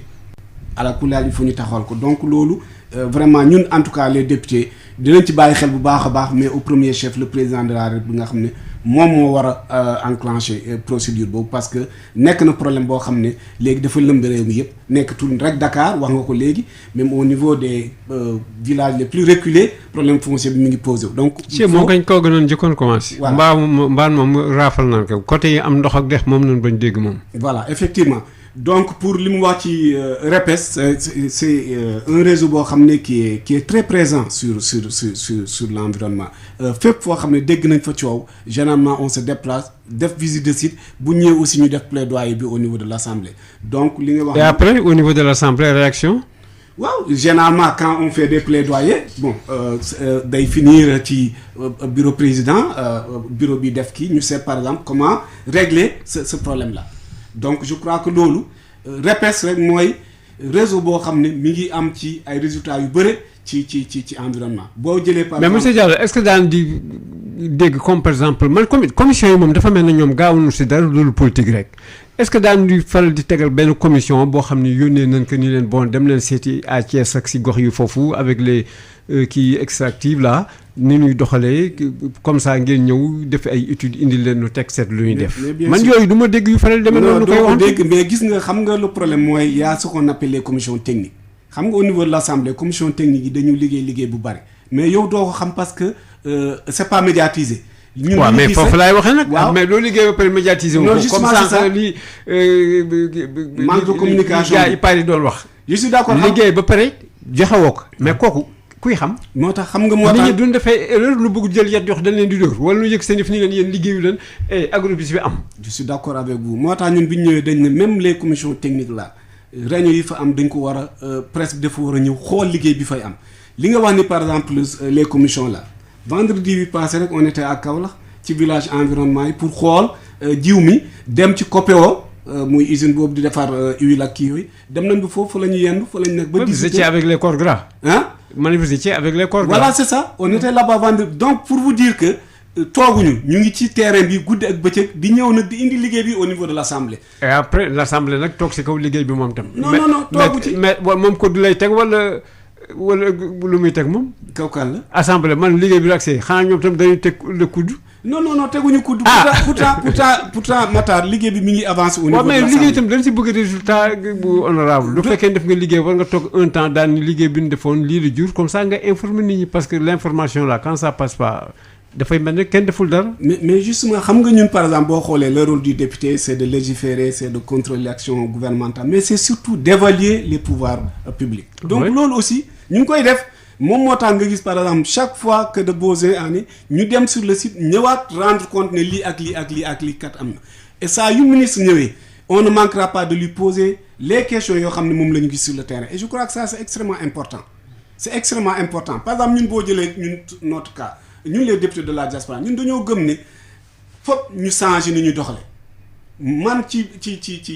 pouvoir laa nekk mais dama gëm ne ni ñu liggéey ñi dafa yéex il va falloir que ñu gën a gaaw donc loolu aussi ñu ngi ciy def suñu kéemtalaay kattan au niveau de l'assemblée kooku képp ku ñëw assemblée xam na loolu donc vraiment li nga wax ni ñun dinañ ci bàyyi xel bu baax a baax au niveau de Thiès c'est pour comment aller et visiter ces usines extractives là et puis seet nañ ñëw indiwaat ko au niveau de l'assemblée. déggoon nga sànq danger bi mu wax moom la mën a am surtout si ay agriculture rek yeneen ak surtout encore si nit ki si boppam li mu ko mën a yàq. parce que am na ay fines particules yuy dem te ñu ngi dugg si nit ki te du ko sax yëg. bien sûr ay maladies yu bëri lay indi. mais dama bëgg Matar xam naa heure bii kii na mais benn kii rek boo xam ne c'est vrai qu'on parle de l'environnement en général mais man dama am situation bu ma metti Matar mu bëgg ko wax fii comme si ma xam na ñëpp ñu dañ koy déglu. mais rapidement une minute mooy le problème des animaux. dama gis ci benn vidéo virale boo xam ne y a un âne boo xam ne dañ ko teg ay bidon ba mbaam bi affaire dafa diis mbaam bi jóg ci kaw poids bi. 3 minutes mbaam bi mi ngi ci kaw di wequ situation boobu Matar àq la boo xam ne ñun waa Sénégal man dama jàpp lu bëri li ñu sonal loolu bokk na ci parce que ni ñuy traiter les animaux da ngay gis mbaam boo xam ne moom ngay utiliser moom ngay dem moo lay jox lépp nga koy def coono bi y avait plus de 30 bidons ci charrette bi finalement dañu wàccee bidons yi ba affaire bi kii mbaam bi ñëwaat. mais vous vous rendez compte mbaam mi mënatuloon jóg. au Sénégal où on se dit que 95% nous sommes des musulmans ñun ñoo gën a mën a toroxal bàyyi ma yi mais loolu baaxul ci dëkk aussi. moom kay affaire boobu kañ mi ngi circulé man gis naa ko kañ. waaw gis naa ko tey jii la. c'est lu très grave la moom waaye mi ngi noonu moom. soxna Yande defe naa léegi àgg nañ foo xam ne léegi war nañu tëj dépassé nañ sax waaye defe naa moom jaroon na ko quand même. bon enfin léegi looy tëjee bopp. li may tëjee rek mooy yokk sensibiliser mu nekk société civile ñu delluwaat ci suñu rôle premier mooy sensibiliser ak alerter daal di jox message. yaakaar ngeen ne li ngeen def société civile di sensibiliser di alerter ñi ngeen di yéen nga changer comportement ñi ngeen di waxal ñoo ngi évoluer un peu ci seen defin. waaw parce que bu ñu seetloo ci gox yi ñu nekk rek di yëngu commencé nañ fa am ay résultats ba nga xamante ne ñeneen dañ ñuy woo ne li ngeen def ci gox sangam. soxla nañ ko fi si suñu zone xam nga Mballo mu ngi wax tey zone Pambal ak yooyu tey boo demee si zone Diogo ci arrondissement Meouane la fa xew tey jii société civile mu ngi alerter mu ngi teg ay plateforme pour tey ñu ñëw ci dialogue entre population ak industriel parce que la fa xew xam nga ñu ngi doon wax conséquences économiques tey dañuy am problème mu ndox parce que usines yi dañuy retirer ndox mi extraire ndox mi dañu am problème environnemental boo demee tey dëkkuwaay poussière kese ñu feebar lañ meññeef yañ doon am amatuñ ko parce que poussière bi dafa rey garab yi tey jii même sur le plan accès suuf si ñoom léegi dañu commencé nekk ay ouvriers agricoles parce que usines yi ñu ngi jël seeni suuf amatuñ fu ñu bay ñu dem di def journalier ci biir usines yi te li ci gën a yéem mooy usine bi bu exploité day exporter li gën a am solo ci li muy béy ñun li des ci li nga xamante ne mauvaise qualité moom la ñuy am waaw léegi ba pare li gën a métti encore benn jigéen moo ko doon témoigner mu ne li gën a métti ñun bu ñu demee ba tollu campagne ñoom bu ñu campagner ba tànn seen lu baax ba exporter ko li bon ñu ñëw baisser le prix ñun dootuñ am prix bu baax effectivement léegi ñu nekk commencé nekk ay ouvrier agricole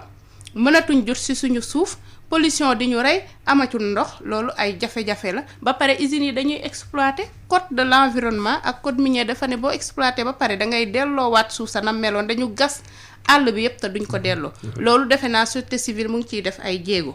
may gën a ñaaxaat rôle d'alerte boobu et de sensibilisation bi ñu nekk ñu gën ci taxaw mais ñu gën a ñaax nguur mu dellu si waat xool intérêt population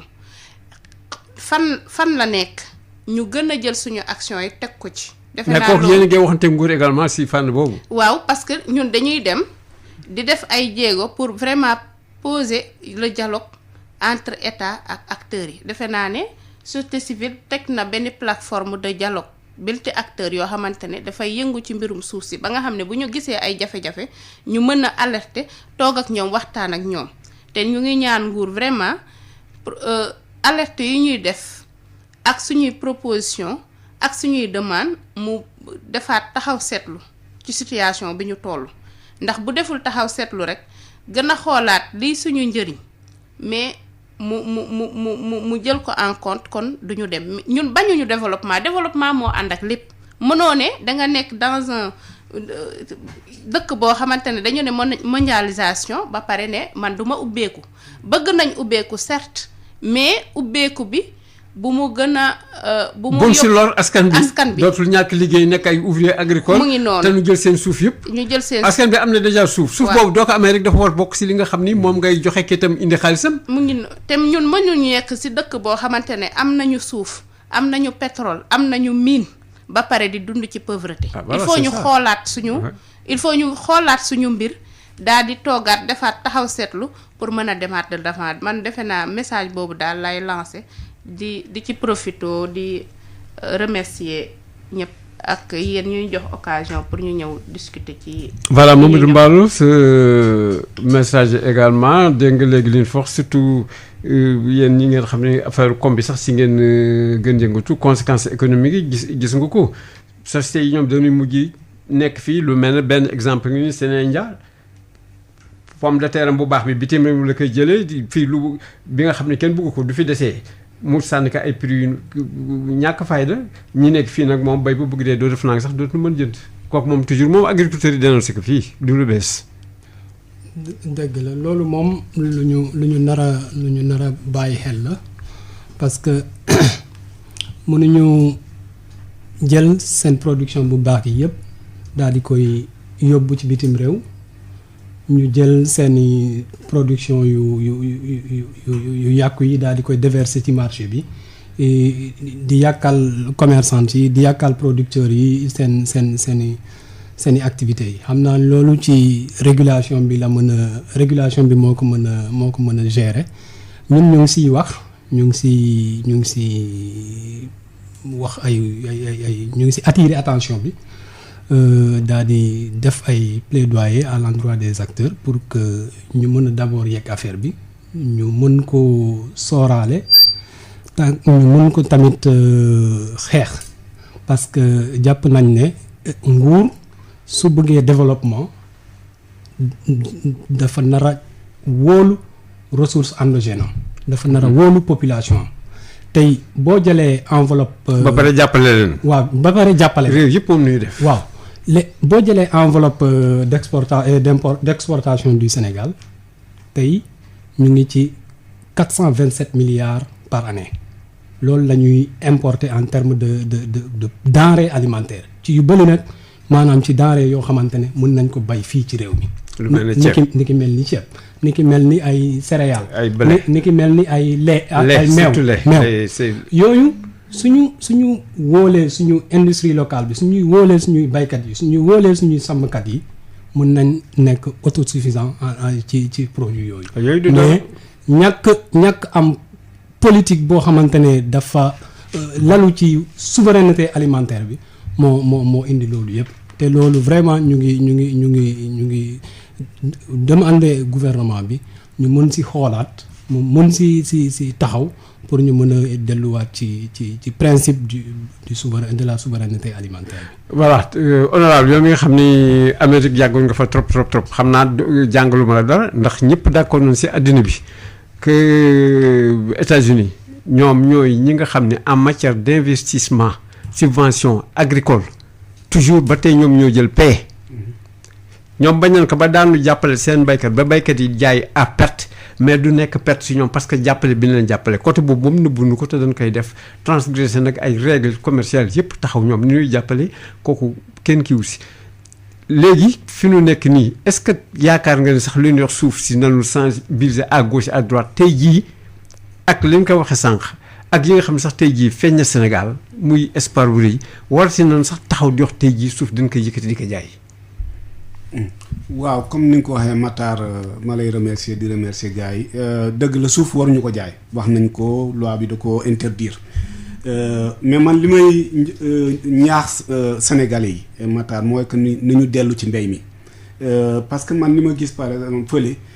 c'est de grands producteurs c'est-à-dire dañoo dajale seen doole man je vois qu'en Afrique suñu problème tuuti mooy que ni ku nekk dafa bëgg a demal boppam c'est-à-dire on arrive mal à s'organiser à avoir de grands ensembles pour que ñu mën a dem boo gisee par exemple ñi la développer rek loolu la c'est-à-dire da ngay gis un groupe de personnes former benn kii ñoom ñëpp ñu nangu liggéey am koom donc ñun par exemple li ñu war a def mooy que ni avec bien sûr l'aide du gouvernement parce que agriculture bi c'est 65 à 70% du développement et quand on parle de l'agriculture on parle mbéy mi càmm bi pêche bi mais aussi ak nu mu tuddati environnement yëpp kay. waaw seulement am na structure sax yu fi nekk yoo xam ne yu mel ne ay ANCAR yooyu yëpp dañ war di nekk di ñoo ngi assister mais bon peut-être c'est faible parce que tam affaire yi doo ko organiser wul tam à partir de la base bon mi ngi noonu toujours on est état ba nu nekkoon bu yàgg ba rek on n'avance pas ña fa nekkoon bu njëkk ba sax agriculteurs yooyu ñoo ngi màggat di mos paysans yooyu léegi pour ñu jeunes yu ñuy indiwaat ñu remplacer leen waxoon nañu ay comment ça s'appelle encore kii bi ñu waroon defar pour jeunes yi liggéey si kii agricole bi la mais en fin de compte nee na xaalis ba kenn xamatul fu mu. waaw Matar je crois que vraiment gouvernement bi mi ngi def ay jéego yu bëri ci agriculture bi xaalis bu bëri dugg na ci ba nga xam ne. waaye xaalis boobu dafay détourner de toujours noo xam société civile yëpp a ko wax doone semence bi nga doon wax léegi. ñëpp xam nañ fa muy dem léegi sax kenn joxatul semence dana kaay am sa xaalis. ça pose problème moo tax. doone kii yi ñu waroon defar Louga anamu du israélien ñoo ko waroon defar 38 milliards kenn xamul fu mu jaar ñoom ñoo taxaw seen biir di ko jéeñante. kii di wax kenn moo voilà le grand problème. du fekkee tam dafay génn xaalis ba àggul fa mu war àgg wala tam détourner nañ ko mais là il faut sanctionner mais on sanctionne pas. La volonté là est là effectivement coup détourné dañ la war a sanctionner. mais fii nag moom kenn ci sanctionné kenn ku nekk la nax def. waaw mbokk yi doon déglu ma leen fàttali di d'abord gërëm ñi nga xam tey jii ñoom ñoo fi teewoon yéen ñëpp muy madame Yandé Ndiaye te bokk IPAR moom mooy chef programme foncier foofu également Mamadou Mballo moom mu ngi nekk SICODEV moom tam amee gouvernance foncière foofu à SICODEV également suñu député bi moom tam Aboubacry Diallo vraiment yow yaa ngi fi sa expérience moom fii soxla nañ ko topp te dégg nga sànq ñi la interpellé fee wax la nga jàng fee yéen sa gaañu bokk investir leen bon fii si Sénégal comme ça investissement du xaalis rek xam-xam beeg yëpp comme ça xëy na peut-être mu mën jëm kanam tuuti également tam nu lay remercier bu baax a baax di la wax rek doo demee assemblée da nga leen gën yee ndax gaa ñi dañu xaw nelaw de di leen gërëm nag yéen ñëpp vraiment defe naa ñi leen doon déglu am na si mbégte parce que indi ngeen ay leeral yu bare li ngeen wax defe naa leer na nañ te nekk na loo xam ni muy kilifa yi ñëpp daan si jëriñu pour que li nga xam ni moo am actuellement ba dëkk réew mi kenn mënatul liggéey mu nekk loo xam ni dana indi ay coppite société civile tam également vraiment ñoom ñoo ngi def liggéey yoo xam ni jar nañu gërëm bu baax a baax très souvent toujours dundee waxtaan dañuy ñëw te duñu ñëwee xam-xam bu terrain nañuy indil te loolu tam def naa nguur gi également mu ngi si